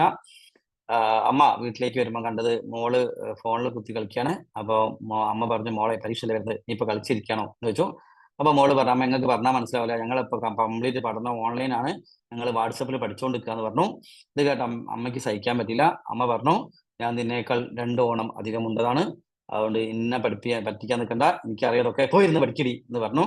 അപ്പൊ മോള് പറഞ്ഞു, നിങ്ങളോട് മലയാളത്തിലല്ലേ പറഞ്ഞത്, പിന്നെ ഞാൻ പഠിക്കുകയാണ്, എന്റെ കാര്യത്തിൽ ഇടപെടണമെന്നുള്ളത്, ഞാൻ ഐസർ സ്കൂൾ നല്ലല്ലോ പഠിക്കുന്ന വലിയ കുട്ടിയല്ലേ, നിങ്ങൾ എന്തിനാണ് എന്റെ പിന്നാലെ ഇങ്ങനെ സ്വൈര്യക്കേടാക്കി നടക്കുന്നത് എന്നൊരു ചാട്ടം. ഇത് കേട്ട അമ്മയ്ക്ക് സഹിക്കാൻ പറ്റിയില്ല. അമ്മ ഉടനെ ഈ ഫോണ് പിടിച്ചു വാങ്ങി വലിച്ചെറിയരുത്, നീ പോയി എന്ന് പഠിക്കുക, അച്ഛൻ ഇങ്ങോട്ട് വരട്ടെ, ഞാൻ പറഞ്ഞു കൊടുക്കാൻ പറഞ്ഞു മോളെ ആത്തേറി വാലടിച്ച് നാങ്ങളിൽ നിന്ന് പഠിപ്പിക്കുക, ഞാനൊന്ന് കാണട്ടെ, അല്ലെങ്കിൽ ഈ നരകത്തിൽ വന്ന് ജനിച്ച അന്ന് തുടങ്ങിയാന്നോ പറഞ്ഞ് മോളെ അങ്ങോട്ട് തുടങ്ങി നെഞ്ചത്തടി നിലവിളിയും അമ്മ നെഞ്ചത്തടി നിലവിളിയും വേറെ എല്ലാം കൂടി ആകെ കച്ചറ പ്രശ്നമായി. ഇതില് ആര് ചെയ്താണ് ശരി, പിന്നെ അങ്ങനെ അല്ലേ അമ്മ ചെയ്യണ്ടേ എന്ന് ചോദിച്ചാല് ഇവിടെ കുരുവി അല്ല പ്രശ്നം, കുരങ്ങനും അല്ല പ്രശ്നം. കുരുവി കുരങ്ങനോട് ഇടപെട്ട രീതിയാണ്. നമ്മളെല്ലാവരും ഇടപെടുന്നത് എങ്ങനെയാണ്? ആ കുരുവി കുരങ്ങനോട് ഇടപെടുന്ന രീതിയാണ് കൗൺസിലിംഗ് എന്ന് വിളിക്കുന്നത്. ശരിയായ രീതിയിൽ ചെയ്യേണ്ട എന്താ, ഇങ്ങനെയല്ല ചെയ്യേണ്ടത്. കുരുവി കുരങ്ങന്റെ അടുത്ത് പോയി ചോദിക്കുക, നിങ്ങൾ എന്താ നല്ല കാര്യം, ഞാനും കൂടി കൂടിക്കോട്ടെ, അതിനെന്താ കൂടിക്കോ. അങ്ങനെ കുരങ്ങന്മാരുടെ കൂടെ 2 പ്രാവശ്യം ഊതി നോക്കി കുരുവി, ഫൂഫ് എന്ന് ഊതി നോക്കി. അപ്പൊ തീ ഉണ്ടാവുന്നില്ല. അപ്പൊ ചോദിക്കുക, അല്ല ഇത് ഉണ്ടാവുന്നില്ലല്ലോ, തീയൊന്നും ഉണ്ടാവുന്നില്ല. എന്റെ മുത്തശ്ശൻ പറഞ്ഞു കേട്ടിട്ടുണ്ട് ഈ തീ പോലെ തന്നെ സാധനം മിനാമിനി എന്ന് പറഞ്ഞ സാധനം ഉണ്ട്, ഇനി അതെങ്ങനാണോ എന്നൊരു കൂടിയാലോചനയ്ക്ക് കുരങ്ങന്മാരെ ക്ഷണിക്കുന്നു. അങ്ങനെ കുരങ്ങന്മാരും കുരുവിയും കൂടി കൂടിയാലോചന ചെയ്ത് അങ്ങനെ മനസ്സിലാക്കി ഇത് മിന്നാമിൻ ആണെന്ന് മനസ്സിലാക്കി, കത്തൂല എന്ന് മനസ്സിലാക്കുന്നു. അങ്ങനെ അവർ രണ്ടുപേരും കൂടി തീരുമാനമെടുത്തു. അവിടെ കുരുവി ജയിച്ചു, മിന്നാമിനുങ്ങ് ജയിച്ചു. മിന്നാമിനുങ്ങിന് ജീവനുണ്ട്, കുരുവി ജയിച്ചു, കുരങ്ങനും ജയിച്ചു. ആദ്യത്തെ പ്രാവശ്യം കുരുവി ചത്തുപോയി, കുരങ്ങന്മാർ തോറ്റു, മിന്നാമിനുങ്ങും ചത്തുപോയി. ഒന്നാമത്തെ രീതിയാണ് നമ്മളെ ഇപ്പോഴത്തെ ഇടപെടൽ. അത് മാറി ഇത് ശരിയായ രീതിയിലുള്ള കമ്മ്യൂണിക്കേഷനാണ് കൗൺസിലിംഗ് എന്ന് പറയുന്നത്. അവിടെ നമ്മൾ അവർക്കൊപ്പം നിന്ന് അവരെ മാറ്റിയെടുക്കുക, അവരുടെ കൂടെ നിന്ന് അവരിൽ മാറ്റം ഉണ്ടാക്കിയെടുക്കുക എന്നുള്ളതാണ്. അതൊരു മനോഹരമായ കലയാണ്. അത് കുട്ടികളോട് ഇടപഴകുന്നായാലും പേരൻസിനോട് ഇടപഴകുന്നായാലും ഭർത്താവിനോടായാലും ഭാര്യയോടായാലും സമാജത്തോടായാലും ഒക്കെ കമ്മ്യൂണിക്കേറ്റ് ചെയ്യുക എന്ന് പറയുന്നത്, നമ്മൾ ശരിയായ രീതിയിൽ കമ്മ്യൂണിക്കേറ്റ് ചെയ്താൽ മാത്രമേ അവരിൽ ഏതെങ്കിലും തരത്തിൽ ഒരു സ്വാധീനം നമുക്ക് ചെലുത്താൻ പറ്റും. അവരിൽ മാറ്റം വരുത്തുക എന്ന് ഞാൻ ഉദ്ദേശിക്കുന്നില്ല. കൗൺസിലിംഗ് എന്ന് പറയുന്നത് ഒരിക്കലും ഉപദേശമല്ല. ഒരു പക്ഷേ ഉപദേശം കൗൺസിലിംഗിന്റെ എത്തിക്സിനെതിരാണ്. The golden law of counselling എന്ന് പറയുന്നത് don't take the decision for others എന്നുള്ളതാണ്. ഒരിക്കലും നിങ്ങൾ മറ്റുള്ളവർക്ക് വേണ്ടി തീരുമാനമെടുക്കരുത്, ഒരിക്കലും എടുക്കരുത്. നിങ്ങൾ ആർക്കെങ്കിലും വേണ്ടി ജീവിതത്തിൽ തീരുമാനം എടുത്തു കൊടുത്താൽ ഉറപ്പായിട്ടും നാളെ എപ്പോഴെങ്കിലും ആ തീരുമാനം മോശമായിരുന്നെങ്കിൽ ഒരു കാറ് വിളിച്ച് നിങ്ങളെ വീട്ടിൽ വന്ന് തന്തയ്ക്ക് വിളിക്കും, നിങ്ങൾ അന്ന് പറഞ്ഞിട്ടല്ല എൻ്റെ ജീവിതം ഇങ്ങനെ ആയിപ്പോയി എന്ന് പറയും. ഇത് നിരന്തരം നമ്മൾ കേൾക്കാൻ പോണേ ഉള്ളൂ. ഉറപ്പായിട്ടും നിങ്ങളെ മക്കൾ വളർന്ന് വലുതാകുമ്പോൾ മക്കൾ നിങ്ങളോട് ചോദിക്കും, നിങ്ങളല്ലേ എൻ്റെ ജീവിതം തകർത്തെന്ന് ചോദിക്കും. നിങ്ങൾ അന്ന് തീരുമാനം എടുത്തിട്ടല്ലേ ഞാൻ അന്ന് കോഴ്സിന് പോയത്, നിങ്ങൾ എൻ്റെ ജീവിതം നശിപ്പിച്ചില്ലേ, നിങ്ങൾ എന്തിനാണ് എന്നോട് ഇങ്ങനെ ചെയ്ത് ചോദിക്കും. നമ്മൾ മക്കളെ പൊന്നു പോലെ വളർത്തി അവർക്ക് വേണ്ട കാര്യങ്ങളൊക്കെ ചെയ്തിട്ടുണ്ട്, എന്നാലും ചോദിക്കും നിങ്ങളോട് ആരോ പറഞ്ഞു ഞങ്ങളെ വളർത്താൻ വേണ്ടിയിട്ട്, നിങ്ങളെ സുഹൃത്തിനെ വളർത്തിയതല്ലേ എന്നൊക്കെ പിള്ളേർ നാളെ ചോദിക്കും. നിങ്ങളെ ഇഷ്ടത്തിനല്ലേ ഞങ്ങളെ വളർത്തി, നിങ്ങൾ എന്തിനാണ് ഞങ്ങളോട് അങ്ങനെയൊക്കെ പിള്ളേർ ചോദിക്കും. കാരണം അത് സ്വാഭാവികമാണ്. പിള്ളേർ അങ്ങനെ ചോദിക്കുന്നുണ്ടെങ്കിൽ നാട്ടുകാർ ചോദിക്കുന്ന ഉറപ്പല്ലേ. അപ്പൊ മറ്റുള്ളവർക്ക് വേണ്ടി ആ തീരുമാനം അപ്പം നമ്മൾ മറ്റുള്ളവർക്ക് നമ്മളെടുത്ത് ഉപദേശത്തിന് അല്ലെങ്കിൽ ഒരു സഹായത്തിന് വരുന്ന ആളെ നമ്മൾ എന്താ ചെയ്യേണ്ടത്? Counselling is N empowerment. തൊട്ട് മുമ്പിലിരിക്കുന്ന ആളെ എംപവർ ചെയ്യലാണ് കൗൺസിലിംഗ് കൊണ്ട് ഉദ്ദേശിക്കുന്നത്. ഒരിക്കലും നമ്മളല്ല തീരുമാനം എടുത്തു കൊടുക്കുന്നത്, അവരെ തീരുമാനം എടുക്കാൻ പ്രാപ്തിയുള്ളവരാക്കി മാറ്റുകയാണ് ചെയ്യുന്നത്. അതിന് അതിൻ്റെതായ സ്റ്റെപ്പുകൾ ഉണ്ട്. ആ രീതിയിൽ നമ്മൾ അവരെ എംപവർ ചെയ്യും, അവരെ ആ തലത്തിലേക്ക് നമ്മൾ കൊണ്ടുവരും. അപ്പൊ അതിന് കൗൺസിലിംഗ് ചെയ്യണമെങ്കിൽ നമുക്ക് എന്തൊക്കെ വേണം എന്ന് ചോദിച്ചാൽ, ഒന്ന് കൗൺസിലിംഗ് ചെയ്യാനുള്ള സ്കില്ല് വേണം. ആ സ്കില്ല് എന്ന് പറഞ്ഞാൽ നമുക്ക് 13 സ്റ്റെപ്പ് ഉണ്ട്. അതുപോലെ കൗൺസിലിംഗ് എന്ന് പറഞ്ഞാൽ ലോകത്ത് ഏറ്റവും എത്തിക്സ് ഉള്ള ഒരു കാര്യമാണ്. വളരെയധികം എത്തിക്സ് ഉണ്ട്. കാരണം ഒരാൾ നമ്മുടെ അടുത്ത് പറയുന്ന കാര്യങ്ങൾ നമ്മളത് സീക്രട്ടായിട്ട് സൂക്ഷിക്കണം. അതിൽ തന്നെ ഒരുപാട് കോൺട്രഡിക്ഷൻസ് ഉണ്ട്. ഭാര്യ വന്ന് പറയുന്ന ഭർത്താവിനോട് പറയാൻ പാടുണ്ടോ, ഭർത്താവ് പറയുന്ന ഭാര്യയോട് പറയാൻ പാടുണ്ടോ? കാരണം ലോകത്ത് ഏറ്റവും കൂടുതൽ നമ്മൾ റെസ്പെക്ട് ചെയ്യേണ്ടത് വ്യക്തിത്വത്തെയാണ്. ഒരിക്കലും ഒരാളുടെ അനുവാദമില്ലാതെ അയാളെ കുറിച്ചോ അയാളുടെ കാര്യങ്ങളോ അയാൾ നമ്മൾ പറഞ്ഞ കാര്യങ്ങളോ നമ്മൾ വേറൊരാൾക്ക് പറയരുത്. നമ്മൾ മുന്നോട്ട് പോണ സമയത്ത് പോക്സോ കേസ് വന്നാൽ എന്ത് ചെയ്യണം അതൊക്കെ നമുക്ക് ചോദിക്കാം. അതൊക്കെ നമ്മൾ ചർച്ചയിൽ വരുന്ന കാര്യങ്ങളാണ്. എത്തിക്സും ലോയും തമ്മിൽ എങ്ങനെ നിൽക്കുന്നു എന്നുള്ളതാണ്. കാരണം ഇന്ത്യയിലുള്ള ലോ അല്ല നമ്മൾ അമേരിക്കയിലുള്ളത്, അമേരിക്കയിലെ ലോ അല്ല UK യിലുള്ളത്, ഈ ലോ അല്ല യൂറോപ്പിൽ പോയാൽ ഓരോ സ്ഥലത്തും അവിടെ രാഷ്ട്രത്തിൻ്റെതായ നിയമങ്ങളുണ്ട്. നിങ്ങൾക്ക് ഒരാൾ അറ്റൻഡ് ചെയ്യാനുള്ള യോഗ്യത, അയാൾ അറ്റൻഡ് ചെയ്താൽ അയാളുടെ പ്രൈവസി, അയാളുടെ വ്യക്തിത്വം ഒക്കെ വളരെ പ്രധാനപ്പെട്ടതാണ്. ഓരോ ദേശത്തിനും ഓരോ സ്ഥലത്തിനും ഒക്കെ അനുസരിച്ച് അതാത് നിയമങ്ങളുണ്ട്. എല്ലാ സ്ഥലത്തും ഒരേപോലെ അല്ല. അത് നമ്മൾ മനസ്സിലാക്കി വെക്കണം. അതൊക്കെ നമുക്ക് എത്തിക്സ് ഓഫ് കൗൺസിലിംഗിൽ വളരെ ഡീറ്റെയിൽ ആയിട്ട് പഠിക്കാനുണ്ട്, നിങ്ങൾ മനസ്സിലാക്കേണ്ടതുണ്ട്. ഒരു വ്യക്തിയെ നമ്മൾ എങ്ങനെ റെസ്പെക്ട് ചെയ്യണം, വളരെ വലിയൊരു കാര്യമാണ് റെസ്പെക്ട് എന്ന് പറയുന്നത്.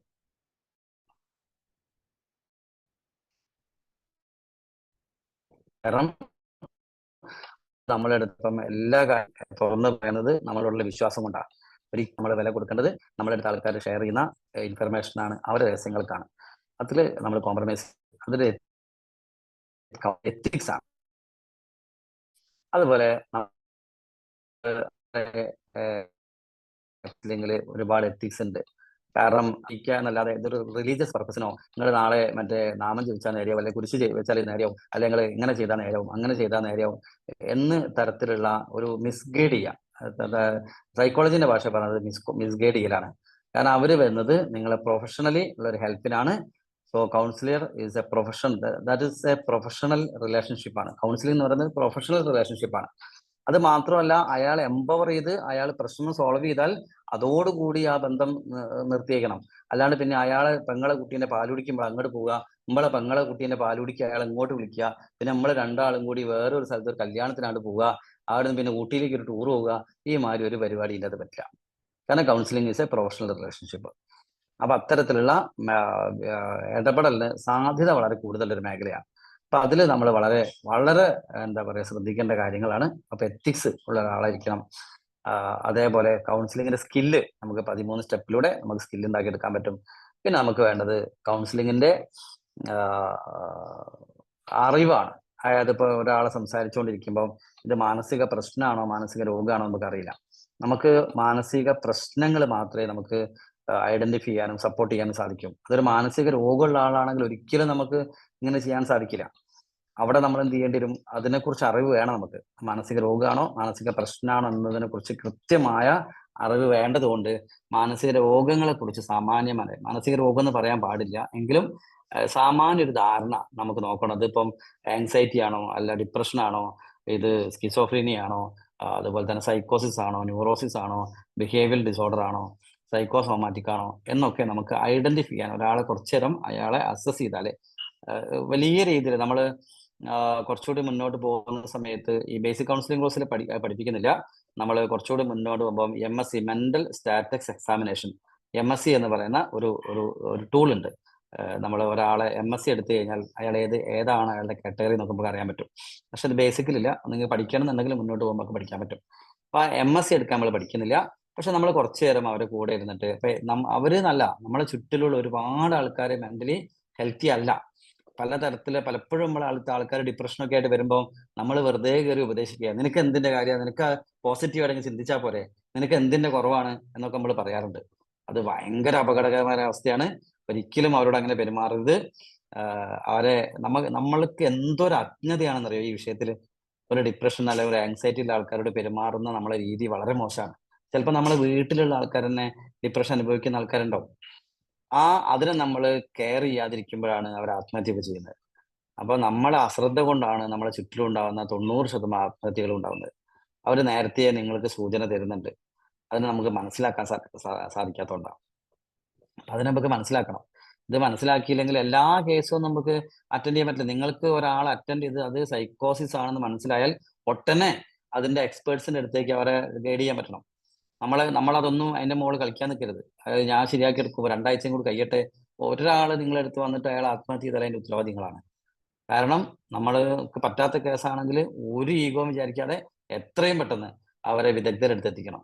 കാരണം ഇതൊരു കൗൺസിലർ എന്നുള്ളതിനേക്കാൾ ഉപരിയായിട്ട് ഒരു പ്രീ കൗൺസിലിംഗ് എന്നുള്ള സാധനമാണ് നമ്മൾ പഠിക്കുന്നത്. അയാളെ പഠിക്കുക, ഈ വിഷയം സ്വയം പരിഹരിക്കാൻ പറ്റുന്നതാണെങ്കിൽ അയാളെ എംപവർ ചെയ്യുക, സ്വയം പരിഹരിക്കാൻ പറ്റാത്തതാണെങ്കിൽ ആ പ്രൊഫഷണൽ ആയിട്ട് ഒരു സൈക്കോളജിസ്റ്റിന്റെ അടുത്തേക്ക് അയാൾ എത്തിക്കുക. അതല്ലെങ്കിൽ ഒരു ഡോക്ടറെ അടുത്തേക്ക്, സൈക്യാട്രി ആണെങ്കിൽ സൈക്യാട്രി ഡോക്ടറെ അടുത്ത് എത്തിക്കരുത്, അല്ലെങ്കിൽ ക്ലിനിക്കൽ സൈക്കോളജിസ്റ്റിന്റെ അടുത്തേക്കാണെങ്കിൽ അവിടേക്ക് നമുക്ക് എത്തിക്കാൻ സാധിക്കണം. അങ്ങനെ എത്തിക്കുന്ന ഒരു പ്രീ കൗൺസിലേഴ്സ് എന്ന് പറയുന്ന ഒരു വിഭാഗത്തിന്റെ വ്യാപകമായ കുറവ് നമ്മുടെ സമാജത്തിലുണ്ട്. അത്രയധികം ആൾക്കാർക്ക് ഇന്ന് ഡിപ്രഷനും ആങ്സൈറ്റിയും ഉണ്ട്. പലപ്പോഴും നമ്മൾ യോഗ ക്ലാസ്സിന് പോയാൽ ശരിയാവും, അല്ലെങ്കിൽ സിനിമ കാണാൻ പോയാൽ ശരിയാവും, അത് പോസിറ്റീവായിട്ട് ചിന്തിച്ചാൽ ശരിയാവും, അത് അങ്ങനെ ചെയ്താൽ ശരിയാവും, ഇങ്ങനെ ചെയ്താൽ ശരിയാവും എന്നൊക്കെ പറഞ്ഞ് പലപ്പോഴും അവരെ മിസ്ഗൈഡ് ചെയ്യാറുണ്ട്. അത് ചെയ്യാതിരിക്കണമെങ്കിൽ നമ്മൾക്ക് അതിനെക്കുറിച്ച് അറിവ് വേണം. കാരണം എനിക്ക് അങ്ങനെ പറ്റിയിട്ടുണ്ട്. ഞാൻ ക്ലിനിക്കൊക്കെ തുടങ്ങിയ സമയത്ത് ആദ്യമായിട്ട് കോഴിക്കോട് ക്ലിനിക്ക് തുടങ്ങി. ഫസ്റ്റ് തന്നെ എൻ്റെ അടുത്ത് വന്ന ഒരാള് വന്നൊരു ഭാര്യയും ഭർത്താവും കൂടി വന്നിട്ട് എൻ്റെ അടുത്ത് വന്ന സാറേ, അപ്പൊ ഞാൻ എന്താണ് എന്നോട് എൻ്റെ ഭർത്താവാണ്, ഇയാൾ കുളിക്കില്ല എന്നാണ്. ഞാൻ എന്താ കുളിക്കാത്തത്? നോക്കുമ്പോൾ അയാൾക്ക് പെയിന്റ് അടിയാണ് പണി. പെയിന്റ് അടിക്കാൻ പോണ ആള് കുളിച്ചില്ലെങ്കിൽ എങ്ങനെ ഉണ്ടാവും? അയാൾ ജോലി കഴിഞ്ഞ് വരുമ്പോൾ ഏഷ്യൻ പെയിന്റിന്റെ പരസ്യം പോലെയാ, കുപ്പായത്തിലും ഒക്കെ പലതരത്തിലുള്ള പെയിന്റ് ഉണ്ടാവും. എല്ലാത്തിലും ചുമരുമ്മൽ അടിച്ചതിന്റെ ബാക്കി ഇയാള് ഷർട്ടിൽ അടിക്കുക. അങ്ങനെ ഒരു ജീവി, പ്രത്യേക ജീവി. ഞാൻ ആദ്യം ന്യൂജനാണ് വിചാരിച്ചത്. നോക്കുമ്പോൾ ന്യൂജനല്ല, ഭർത്താവ് തന്നെയാ.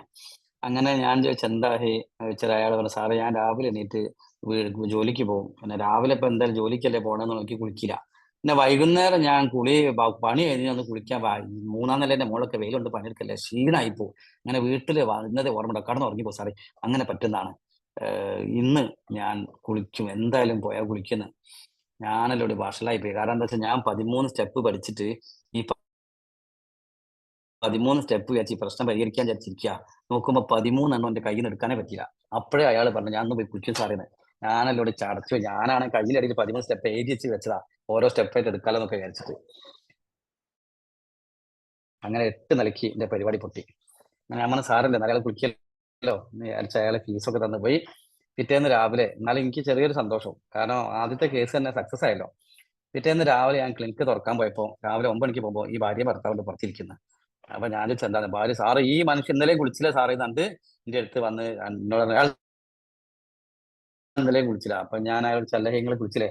അയാൾ സാറേ ഞാൻ ഇന്നലെ കുളിക്കണം എന്നൊക്കെ വിചാരിച്ച പോയത്.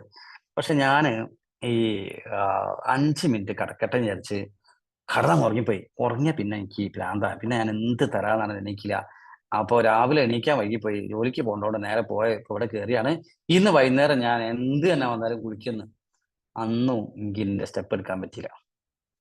അപ്പൊ ഞാൻ പറഞ്ഞു, നിങ്ങൾ ഇന്ന് കുളിച്ചാൽ മതി എന്ന് പറഞ്ഞ് അയാൾ പോയി. അങ്ങനെ പിറ്റേന്ന് രാവിലെ ഞാൻ ക്ലിനിക്ക് തുറക്കാൻ പോയപ്പോ ഇവർ രണ്ടാളും ഉണ്ടെന്ന്. അയാൾ അന്നും കുളിച്ചില്ല. അത് അത്രയും ആയപ്പോ എനിക്ക് ദേഷ്യം പിടിച്ചു. അപ്പൊ ഞാൻ പറഞ്ഞു, ഇനി ഇയാൾ അങ്ങനെ ഞാൻ ഇയാള് റൂമിന്റെ അകത്ത് കയറ്റി ഞാൻ ഭാര്യയോട് പുറത്തേക്കാൻ പറഞ്ഞു. അങ്ങനെ ഭാര്യ പുറത്തേക്കാണ്, ഇയാൾ മാത്രം അകത്ത്, ഞാനും അയാൾ മാത്രം. ഞാൻ ഒരൊറ്റ വീഴൽ അയാളെ കാലിന്റെ മുകളിൽ. ഞാൻ അയാളെ കാല് പിടിച്ച് പറഞ്ഞു, എന്റെ ആദ്യത്തെ കേസാണ്, ഇതെങ്ങനെ ഫെയിലായ എന്റെ ജീവിതം നശിച്ചു പോകും, നിങ്ങൾ ദയവ് ചെയ്ത് ഇന്ന് കുളിക്കണം എന്ന് അയാളെ കാല് പിടിച്ച് കരഞ്ഞ് ഞാൻ പറഞ്ഞു. ആ തെണ്ടി അന്നും കുളിച്ചില്ല. പിന്നെയാണ് എനിക്ക് മനസ്സിലായത് ഇത് അയാളെ പ്രശ്നമല്ല, അയാൾക്ക് വെള്ളത്തിനോടുള്ള പേടിയാണ്. അയാൾ അതിന് ഓരോ കാരണം കണ്ടെത്തുക. ഇത് ഞാനിങ്ങനെ ഓരോ ദിവസം മുന്നോട്ട് കൊണ്ടുപോയിട്ട് ഒരു കാര്യമില്ല. അത് അങ്ങനത്തെ കേസ് നമുക്ക് നേരത്തെ മനസ്സിലായാല് അത് ഏതാണ്, അതിന്റെ ഫോബിയാണോ, അത് ഏതാണ്, മാനിയാണോ, ഫോബിയാണോ, സൈക്കോസോമാറ്റിക് ഡിസോർഡർ ആണോ, അല്ല അത് OCD ആണോ, ഒബ്സസീവ് കമ്പൽസീവ് ഡിസോർഡർ എന്ന് പറയുന്ന സാധനമൊക്കെ ഉണ്ട്. ഇത് ഏതാണ് എന്നൊക്കെ നമ്മൾ അറിഞ്ഞാല് നമുക്ക് സാമാന്യ ധാരണ ഉണ്ടെങ്കിൽ നമുക്ക് അതിന്റെ എക്സ്പെർട്സിന് അടുത്തേക്ക് വിടാൻ പറ്റും. അപ്പൊ അതുകൊണ്ട് ഈ കാര്യങ്ങളൊക്കെ കണ്ടു കഴിഞ്ഞാൽ ഇത് ഏതാ എന്ന് മനസ്സിലാക്കാനുള്ള ഒരു സാമാന്യ അറിവ്, അപ്പൊ അറിവ് വേണം, സ്കില്ല് വേണം, പിന്നെ എത്തിക്സ് ഉള്ള ആളായിരിക്കണം. ദെൻ പിന്നെ നമുക്ക് വേണ്ടേ, ഞാൻ പറഞ്ഞു നമ്മൾ നാളെ ഈ കൗൺസിലിംഗ് പഠിച്ചാൽ നാളെ ഒരു പ്രൊഫഷണൽ കൗൺസിലർ ആവുക, നിങ്ങൾക്കൊരു ക്ലിനിക്ക് തുടങ്ങുക, അങ്ങനെ ഒന്നും ഇതുകൊണ്ട് സാധിക്കില്ല. കാരണം ഇന്ന് അതിന് കൃത്യമായ ഗൈഡ് ലൈൻസ് ഇന്ന് കേരളത്തിൽ ഇല്ലെങ്കിൽ പോലും നമുക്ക് ആ കാര്യത്തിൽ ഭയങ്കര കൃത്യമായ എത്തിക്സ് ഉണ്ട്. ഇനി ഡിഗ്രി, കാരണം നിങ്ങൾക്ക് കൗൺസിലിംഗ് ചെയ്യാം, നിങ്ങൾക്ക് കൗൺസിൽ ചെയ്യാൻ പോയിട്ട് ഒരാളെ കണ്ട, ഇതിപ്പോ നമ്മൾ എന്തിനാന്ന് വെച്ചാല് ഒരാളെ സഹായിക്കാൻ വേണ്ടിയിട്ടാണ്. നമ്മൾ ഏറ്റവും പെർഫെക്റ്റ് ആവുക, പെർഫെക്റ്റ് മീൻസ് ഏറ്റവും സന്തോഷമുള്ള ആളാവുക, നമ്മുടെ കുടുംബം സന്തോഷമുള്ള ആളാവുക, നമ്മളെ ചുറ്റുപാടുള്ള ആൾക്കാരെ സഹായിക്കാൻ പറ്റുക. ഇന്ന് ഏറ്റവും ബുദ്ധിമുട്ടുള്ള, ഇപ്പൊ ഭക്ഷണത്തിനൊന്നും ഒരു ബുദ്ധിമുട്ടില്ല, പൈസക്ക് യാതൊരു ബുദ്ധിമുട്ടില്ല. ഏറ്റവും ബുദ്ധിമുട്ടുള്ളത് നല്ല വാക്കുകൾക്കാണ്. ഞാൻ കൂടെയുണ്ട് എന്നുള്ള വാക്കിനാണ് ഇന്ന് ഏറ്റവും കൂടുതൽ ദാരിദ്ര്യമുള്ളത്. അത് വിധിക്കാതെ കേൾക്കുന്ന കാതുകൾ ഇന്ന് വിരളാണ്. നിങ്ങളെ വിധിക്കാതെ, നിങ്ങൾ എന്ത് പറഞ്ഞാലും നിങ്ങളെ ഉപദേശിക്കാതെ, നിങ്ങളെ കുറ്റപ്പെടുത്താതെ കേൾക്കുന്ന കാതുകളുടെ എണ്ണം വളരെ കുറവാണ്. വിധിക്കാതെ സ്വീകരിക്കുന്ന ഹൃദയങ്ങൾ ഇന്ന് വളരെ കുറവാണ്. എന്തെങ്കിലും പർപ്പസ് ആയിരിക്കും അതിന്റെ പിന്നിലുണ്ടാവും, നിസ്വാർത്ഥമായിട്ടല്ല. അങ്ങനെ നമ്മളെ വിധിക്കാതെ കേൾക്കുന്ന കാതുകളും ഹൃദയങ്ങളും നമുക്ക് നമ്മളെ ചുറ്റിലുമില്ല. അതാണ് നമുക്ക് വേണ്ടത്. അതായി തീരുക എന്നുള്ളതാണ് നമ്മുടെ ഉദ്ദേശം. അപ്പൊ അതിനു വേണ്ടി ഞാൻ പറഞ്ഞില്ല, ഇപ്പൊ റോഡ് സൈഡിൽ ഒരാള് കാലിറ്റി വീണു, ആ വീഴുന്ന ആളെ ഒന്ന് കൈപിടിച്ച് ഉയർത്താൻ ഇവിടെ MBBS പാസ്സായ ഡോക്ടർ വരണമെന്നില്ല. അയാളെ നിങ്ങളൊന്ന് ഉയർത്തി, ചിലപ്പോൾ അയാൾ നടന്നു പോകും അതിന്റെ മുകളിൽ. പക്ഷെ കുറച്ച് കൂടുതൽ ഇഞ്ചുറി ഉണ്ടെങ്കിൽ അയാളെടുത്ത് ഹോസ്പിറ്റലിൽ എത്തിക്കുക, അല്ലെങ്കിൽ ഓട്ടോയിൽ കയറ്റി വിടുക, അല്ലെങ്കിൽ കാർ വിളിക്കുക. അത് ആ ഒരു പ്രഥമ ശുശ്രൂഷ നമ്മൾ പഠിക്കണം. ഒരാൾക്ക് ഇതേപോലെ തന്നെ മെന്റൽ ഫസ്റ്റ് എയ്ഡ്, ഒരാൾക്ക് മാനസികമായിട്ട് ഇതുപോലെ വീഴാം, കാല് തെറ്റി നിലത്ത് വീഴുന്നത് പോലെ തന്നെ മനസ്സായിട്ട് വീഴാം. ആ വീഴുന്ന സമയത്ത് അയാളൊന്ന് കൈപിടിച്ച് ഉയർത്താൻ, അയാളൊന്ന് ചേർത്ത് പിടിക്കാൻ, അയാൾക്ക് വേണമെങ്കിൽ അയാൾക്ക് കൃത്യമായ ട്രീറ്റ്മെന്റ് ലഭ്യമാക്കാൻ അതിന്റെ ഒരു വലിയ കുറവ് ഇന്ന് സമാജത്തിലുണ്ട്. പലപ്പോഴും ആൾക്കാർ മാനസിക വിഷയങ്ങൾ, ഡിപ്രഷനോ ആങ്സൈറ്റി ഒക്കെ വന്നാൽ പോലും ചികിത്സയ്ക്ക് പോവാത്തൊരു സമാജമാണ് കേരളത്തിലുള്ളത്. ഞാൻ നേരത്തെ തുടക്കത്തിൽ 2013, 14, 15 കാലഘട്ടത്തിൽ, അല്ല 2010, 11, 12 കാലഘട്ടത്തിൽ ഞാൻ ക്ലിനിക്ക് ഇട്ടുണ്ട് കോഴിക്കോട് സ്റ്റേഡിയത്തിനടുത്ത്. എൻ്റെ ക്ലിനിക്കിന്റെ പേര് സാകല്യ കൗൺസിലിംഗ് സെന്റർ എന്നായിരുന്നു. ഇപ്പോൾ നിങ്ങൾ ഗൂഗിളിലൊക്കെ ആ പേരിലാണ്. പിന്നെ പ്രുഡൻസ് അക്കാഡമി ആക്കി. ഞാൻ അങ്ങനെ ആക്കാണ്ടായ പ്രധാന കാരണം എന്താണെന്ന് വെച്ചാൽ, എൻ്റെ ക്ലിനിക്കിൽ ഞാൻ പോയാൽ ഒരു ജീവി ഉണ്ടാവില്ല, ആരും ഉണ്ടാവില്ല. ഞാൻ മാത്രം ഇങ്ങനെ 11:30 ചായ കുടിക്കും, ഉച്ചയ്ക്ക് ഊണ് കഴിക്കും, വൈകുന്നേരം 3-3:30 ആകുമ്പോൾ ചായ കുടിക്കും, തിരിച്ചു പോകും. ഒരു ജീവി ഉണ്ടാവില്ല. വീട്ടിലെത്തിയാൽ നിറയെ ആൾക്കാരായിരിക്കും. രാവിലെ വീട്ടിൽ നിറയെ ആൾക്കാർ, വൈകുന്നേരം തിരിച്ചു വരുമ്പോഴേക്കും ആൾക്കാർ. അപ്പൊ ഞാൻ ഇവരോടൊക്കെ പറയും, നിങ്ങൾ എന്തിനാ എൻ്റെ വീട്ടിൽ വരുന്നത്? ഇവിടെ സൗകര്യമില്ല. എത്തിക്സിന് ചേർന്ന പണിയല്ല വീട്ടിലേക്ക് ആൾക്കാരെ കൊണ്ടുവരിക എന്നുള്ളത്. അപ്പൊ നിങ്ങൾ ഇവിടെ ക്ലിനിക്കിലേക്ക് വന്നാൽ പോരെന്നാ. അപ്പൊ ആൾക്കാർ ചോദിക്കുന്ന ഒരു ചോദ്യമുണ്ട്, സാറേ കല്യാണപ്രായ പെൺകുട്ടിനെയും കൊണ്ട് നിങ്ങളെ സ്ഥാപനത്തിലേക്ക് വന്നാൽ പിന്നെ അവർക്ക് നല്ലൊരു കല്യാണാലോചന ഉണ്ടാവുമോ എന്നാണ് ചോദിക്കുക. അത്ര എന്താ പറയാ, അൺഎഡ്യൂക്കേറ്റഡ് ആണ് മനുഷ്യൻ ഈ വിഷയത്തില്. കല്യാണപ്രായ കുട്ടീനെയും കൊണ്ട് ഒരു കൗൺസിലിംഗ് സെന്ററിൽ പോയാൽ കുട്ടിക്ക് നല്ല ഭ്രാന്തന്മാരെയാണ് കൗൺസിലിംഗ് സെന്ററിൽ കൊണ്ടുപോകുക എന്നുള്ള ചിന്തയാണ്. അങ്ങനെയല്ല. നിങ്ങളുടെ ജീവിതത്തിൽ നിങ്ങൾക്ക് ഒരു കോഴ്സ് എടുക്കാൻ ഒരു ബുദ്ധിമുട്ടുണ്ട്, അല്ലെങ്കിൽ ഒരു സാരി വാങ്ങാൻ, നിങ്ങൾ പച്ച സാരി വാങ്ങണോ ചുവപ്പ് സാരി വാങ്ങണോ എന്നുള്ള കൺഫ്യൂഷനായി, നിങ്ങൾക്ക് കൗൺസിലിംഗ് സെന്ററിൽ പോവാം. അവിടെ ഇപ്പോൾ എൻ്റെ ക്ലിനിക്കിൽ വന്ന് 500 രൂപ അല്ലെങ്കിൽ 2000 രൂപ ഫീസ് അടച്ചിട്ട് നിങ്ങൾ 2 മണിക്കൂർ സെഷൻ എടുക്കുമ്പോഴേക്ക് നിങ്ങൾ പച്ച സാരി വേണോ ചുവപ്പ് സാരി വാങ്ങണോ നമ്മൾ തീരുമാനിക്കും. നിങ്ങൾ സ്വന്തമായിട്ട് തീരുമാനം എടുത്ത് നിങ്ങൾ പുറത്തു പോകും. അത്ര നിങ്ങൾ എംപവർ ചെയ്യാൻ പറ്റും. ഇത് ഈ വിഷയത്തിലല്ല, എല്ലാ കാര്യത്തിലും. നമുക്കൊരു സഹായം ആവശ്യമുണ്ടെങ്കിൽ ആ സപ്പോർട്ട് ആണ് കൗൺസിലിംഗ്. അതുകൊണ്ട് കൗൺസിലിംഗ് എടുക്കുന്നത് കല്യാണത്തിനെ ബാധിക്കുന്ന വിഷയമോ ജീവിതത്തെ ബാധിക്കുന്ന വിഷയമല്ല. നമ്മളെ ജീവിതത്തെ കുറച്ചും കൂടി സുഗമമാക്കാൻ, രസകരമായി മുന്നോട്ട് കൊണ്ടുപോകാൻ വേണ്ട നോളജാണ് കൗൺസിലിംഗ് എന്ന് പറയുന്നത്. ആ രീതിയിൽ നമുക്കത് പഠിക്കാൻ സാധിക്കണം. അങ്ങനെ രസകരമായി ലൈഫിനെ ഏറ്റവും ആനന്ദകരമാക്കാൻ വേണ്ടിയിട്ടുള്ള ഒരു നോളജാണ് കൗൺസിലിംഗ് എന്ന് പറയുന്നത്. സത്യത്തിൽ ഇതിനെ കൗൺസിലിംഗ് എന്ന് വിളിക്കുന്ന സമയത്ത് പലപ്പോഴും ഈ പേര് മാറ്റണം എന്ന് ഞാൻ വിചാരിച്ചിട്ടുണ്ട്. കാരണം ഭയങ്കര തെറ്റിദ്ധാരണാജനകമാവുന്ന ഒരു വാക്കാണത്. എല്ലാവരും കേൾക്കുന്ന സമയത്ത് അത് ഉപദേശിക്കലാണോ അല്ലെങ്കിൽ ക്ലിനിക്ക് തുടങ്ങലാണോ, ആൾക്കാർ നാളെ പിന്നെ ചികിത്സിക്കലാണെന്നൊക്കെ ചിന്ത വരുന്ന കാര്യങ്ങളാണ്. ഇതൊന്നുമല്ല. ഇതൊരു പ്രീ കൗൺസിലിംഗ് ആണ്. ഒരാളെ എംപവർ ചെയ്യാൻ വേണ്ടി നിങ്ങൾ തയ്യാറാക്കുന്നത്. നിങ്ങൾ എംപവർ ചെയ്യുന്ന ലോകത്തിലെ ആദ്യത്തെ വ്യക്തി അത് നിങ്ങൾ തന്നെയായിരിക്കും. പിന്നെയാണ് നമ്മൾ മറ്റുള്ളവരെ എംപവർ ചെയ്യാൻ പോവുക. അതുകൊണ്ട് നിങ്ങൾക്ക് കൗൺസിലിംഗ് സെന്റർ ഒക്കെ തുടങ്ങണമെങ്കിൽ അതിൻ്റെതായ ഡിഗ്രിയോ അല്ലെങ്കിൽ കാര്യങ്ങളൊക്കെ വേണം. പലപ്പോഴും MSW അല്ലെങ്കിൽ BSc counselling, MSc counselling, MSW ഒക്കെ കഴിഞ്ഞ പിള്ളേർ സ്ഥിരമായിട്ട് നമ്മൾ ഈ ട്രെയിനിങ് കൊടുക്കാറുണ്ട്. കാരണം അവര് കുറച്ചും കൂടി സ്മൂത്തായിട്ട് ഇത് ചെയ്യാൻ അവരെ ഹെൽപ്പ് ചെയ്യുന്നത് നമ്മളെ ഈ 13 സ്റ്റെപ്പും നമ്മളെ ഈ രീതിയൊക്കെയാണ് എന്നുള്ളത്. അത് അവരെ ഹെൽപ്പ് ചെയ്ത് അവർ കുറച്ചൊരു കോൺഫിഡൻസ് അവർക്ക് കൊടുക്കാറുണ്ട്. അപ്പോൾ പ്രൊഫഷണൽസിന് നമ്മൾ ഇതേ സാധനം തന്നെയാണ് കൊടുക്കുന്നത്. പക്ഷെ നമ്മൾ സാധാരണക്കാർക്ക് കൊടുക്കുമ്പോൾ കുറച്ചുകൂടി ജീവിതവുമായി ചേർത്ത് ജീവിതത്തിൽ നമ്മളെ ഒന്ന് എംപവർ ചെയ്യാനും വിജയിക്കാനും ഒക്കെ ഇതെങ്ങനെ സഹായിക്കും എന്നുള്ള നിലയ്ക്കാണ് കൊടുക്കുന്നത്. അപ്പം അതിൻ്റെ നമുക്ക് കുറച്ചുകൂടി പ്രാക്ടിക്കൽ നമുക്ക് വേണം. ഇതിൽ ഏറ്റവും കൂടുതൽ വേണ്ടത് ഞാൻ പറഞ്ഞു, 1 നോളജ് വേണം, 2 സ്കില്ല് വേണം, 3 പ്രാക്ടിക്കൽ വേണം, എത്തിക്സ് വേണം. പ്രാക്ടിക്കൽ എന്ന് പറഞ്ഞാൽ നമ്മൾ കേസ് അറ്റൻഡ് ചെയ്ത് പഠിക്കണം.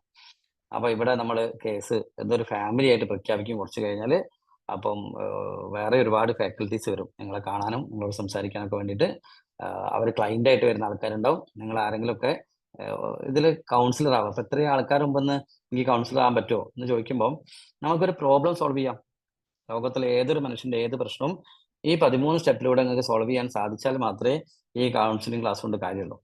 അത്ര നമ്മൾ ഏബിൾ ആവണം, കേപ്പബിൾ ആവണം. അങ്ങനെ ഇത്രയും ഇതുവരെയുള്ള ക്ലാസ്സിൽ നടന്നിട്ടുണ്ട്. ഈ ക്ലാസ്സിലും അങ്ങനെ ആവുമെന്ന് പ്രതീക്ഷിക്കുന്നു. അപ്പം വളരെ ആക്റ്റീവായിട്ടിരിക്കുക, വളരെ സജീവമാവുക എന്നുള്ളതാണ്. കുറച്ചുകൂടി കഴിഞ്ഞ് മുന്നോട്ട് പോകുമ്പോൾ നമുക്ക് മറയിലിന്റെ പിന്നിൽ നിന്നും മറയുടെ മുന്നിലേക്ക് വരേണ്ടി വരും. അപ്പം ഇത്രയൊക്കെയാണ് ആമുഖമായിട്ട് പറയാനുള്ളത്. നാളെ മുതൽ നമ്മൾ ക്ലാസ് സ്റ്റാർട്ട് ചെയ്യും. നമ്മൾ ആദ്യം എടുക്കുന്നത് കൗൺസിലിങ്ങിന്റെ 13 സ്റ്റെപ്പുകളായിരിക്കും. 13 സ്റ്റെപ്പ് എടുക്കുന്നതിന്റെ കൂടെ അതുവരെ ബന്ധപ്പെട്ട വിഷയങ്ങളൊക്കെ പറഞ്ഞു പോകും. 1-2 സ്റ്റെപ്പ് ഒരു ദിവസം എടുക്കാൻ പറ്റുമെന്നാണ് വിചാരിക്കുന്നത്. ഓരോ ദിവസവും നമുക്ക് അസൈൻമെന്റ് ഉണ്ടാവും. അതെന്തിനാന്ന് വെച്ചാൽ കൗൺസിലിംഗ് ക്ലാസ് കഴിയുമ്പോഴേക്കും വ്യക്തി എന്നുള്ള നിലയ്ക്ക് ഞാൻ ഏറ്റവും സന്തോഷവാനായി തീരണം. എനിക്ക് ഈ ലോകത്ത് സ്ട്രെസ് ഉണ്ടാവുന്നത് ലോകത്തിന്റെ കുഴപ്പം കൊണ്ടല്ല, എൻ്റെ എന്തോ ഒരു കുഴപ്പം കൊണ്ടാണ്. ചെവി കേൾക്കാത്തത് ഭാര്യയ്ക്കല്ല എനിക്കാണ് എന്ന് മനസ്സിലാവാനാണ്. ഈ ആദ്യത്തെ കുറച്ച് ദിവസങ്ങൾ അതിന് എന്താണ് ചെയ്യേണ്ടത് എന്നാണ് അവിടെ പറയുന്നത്. സോ വളരെ ഇതൊരു പേര് ബേസിക് കൗൺസിലിംഗ് കോഴ്സ് എന്നാണെങ്കിലും ഒരു ആത്മസാക്ഷാത്കാരത്തിന്റെ ക്ലാസ്സാണ്. നമുക്ക് നമ്മളെ കണ്ടെത്താനും നമ്മളെ കൂടെ ഇരിക്കാനും നമ്മളെ കൂടെ ഉള്ളവരെ കേൾക്കാനും നമ്മളെ ഫാമിലിയെ സപ്പോർട്ട് ചെയ്യാനൊക്കെ ഉള്ള ഒരു എംപവർ തരുന്നൊരു കാര്യമാണ്. അപ്പൊ ആ രീതിയിൽ നമുക്ക് ഇതിനെടുക്കാം. ചോദ്യങ്ങൾ നിങ്ങൾക്ക് അതിന് ഗ്രൂപ്പ് ഉണ്ടാക്കിയിട്ടുണ്ടാവും, ഗ്രൂപ്പിൽ ചോദിക്കാം. എന്നിട്ട് നമുക്ക് ഇന്നത്തെ ക്ലാസ് നമുക്ക് ഇന്ന് അവസാനിപ്പിക്കാം. കൂടുതൽ എന്ത് ചോദ്യം ഉണ്ടെങ്കിലും അതിൽ ചോദിക്കാം, ഞാൻ അതിൽ ആൻസർ ചെയ്യാം. ഗ്രൂപ്പിൽ ആഡ് ചെയ്യപ്പെട്ടിട്ടുണ്ടോ എന്ന് അറിയില്ല, എന്തായാലും ഞാൻ അതിൽ ആൻസർ ചെയ്തോളാം. നമുക്ക് നാളെ വൈകിട്ട് ഇതേ സമയത്ത് കാണാം. നന്ദി, നമസ്കാരം.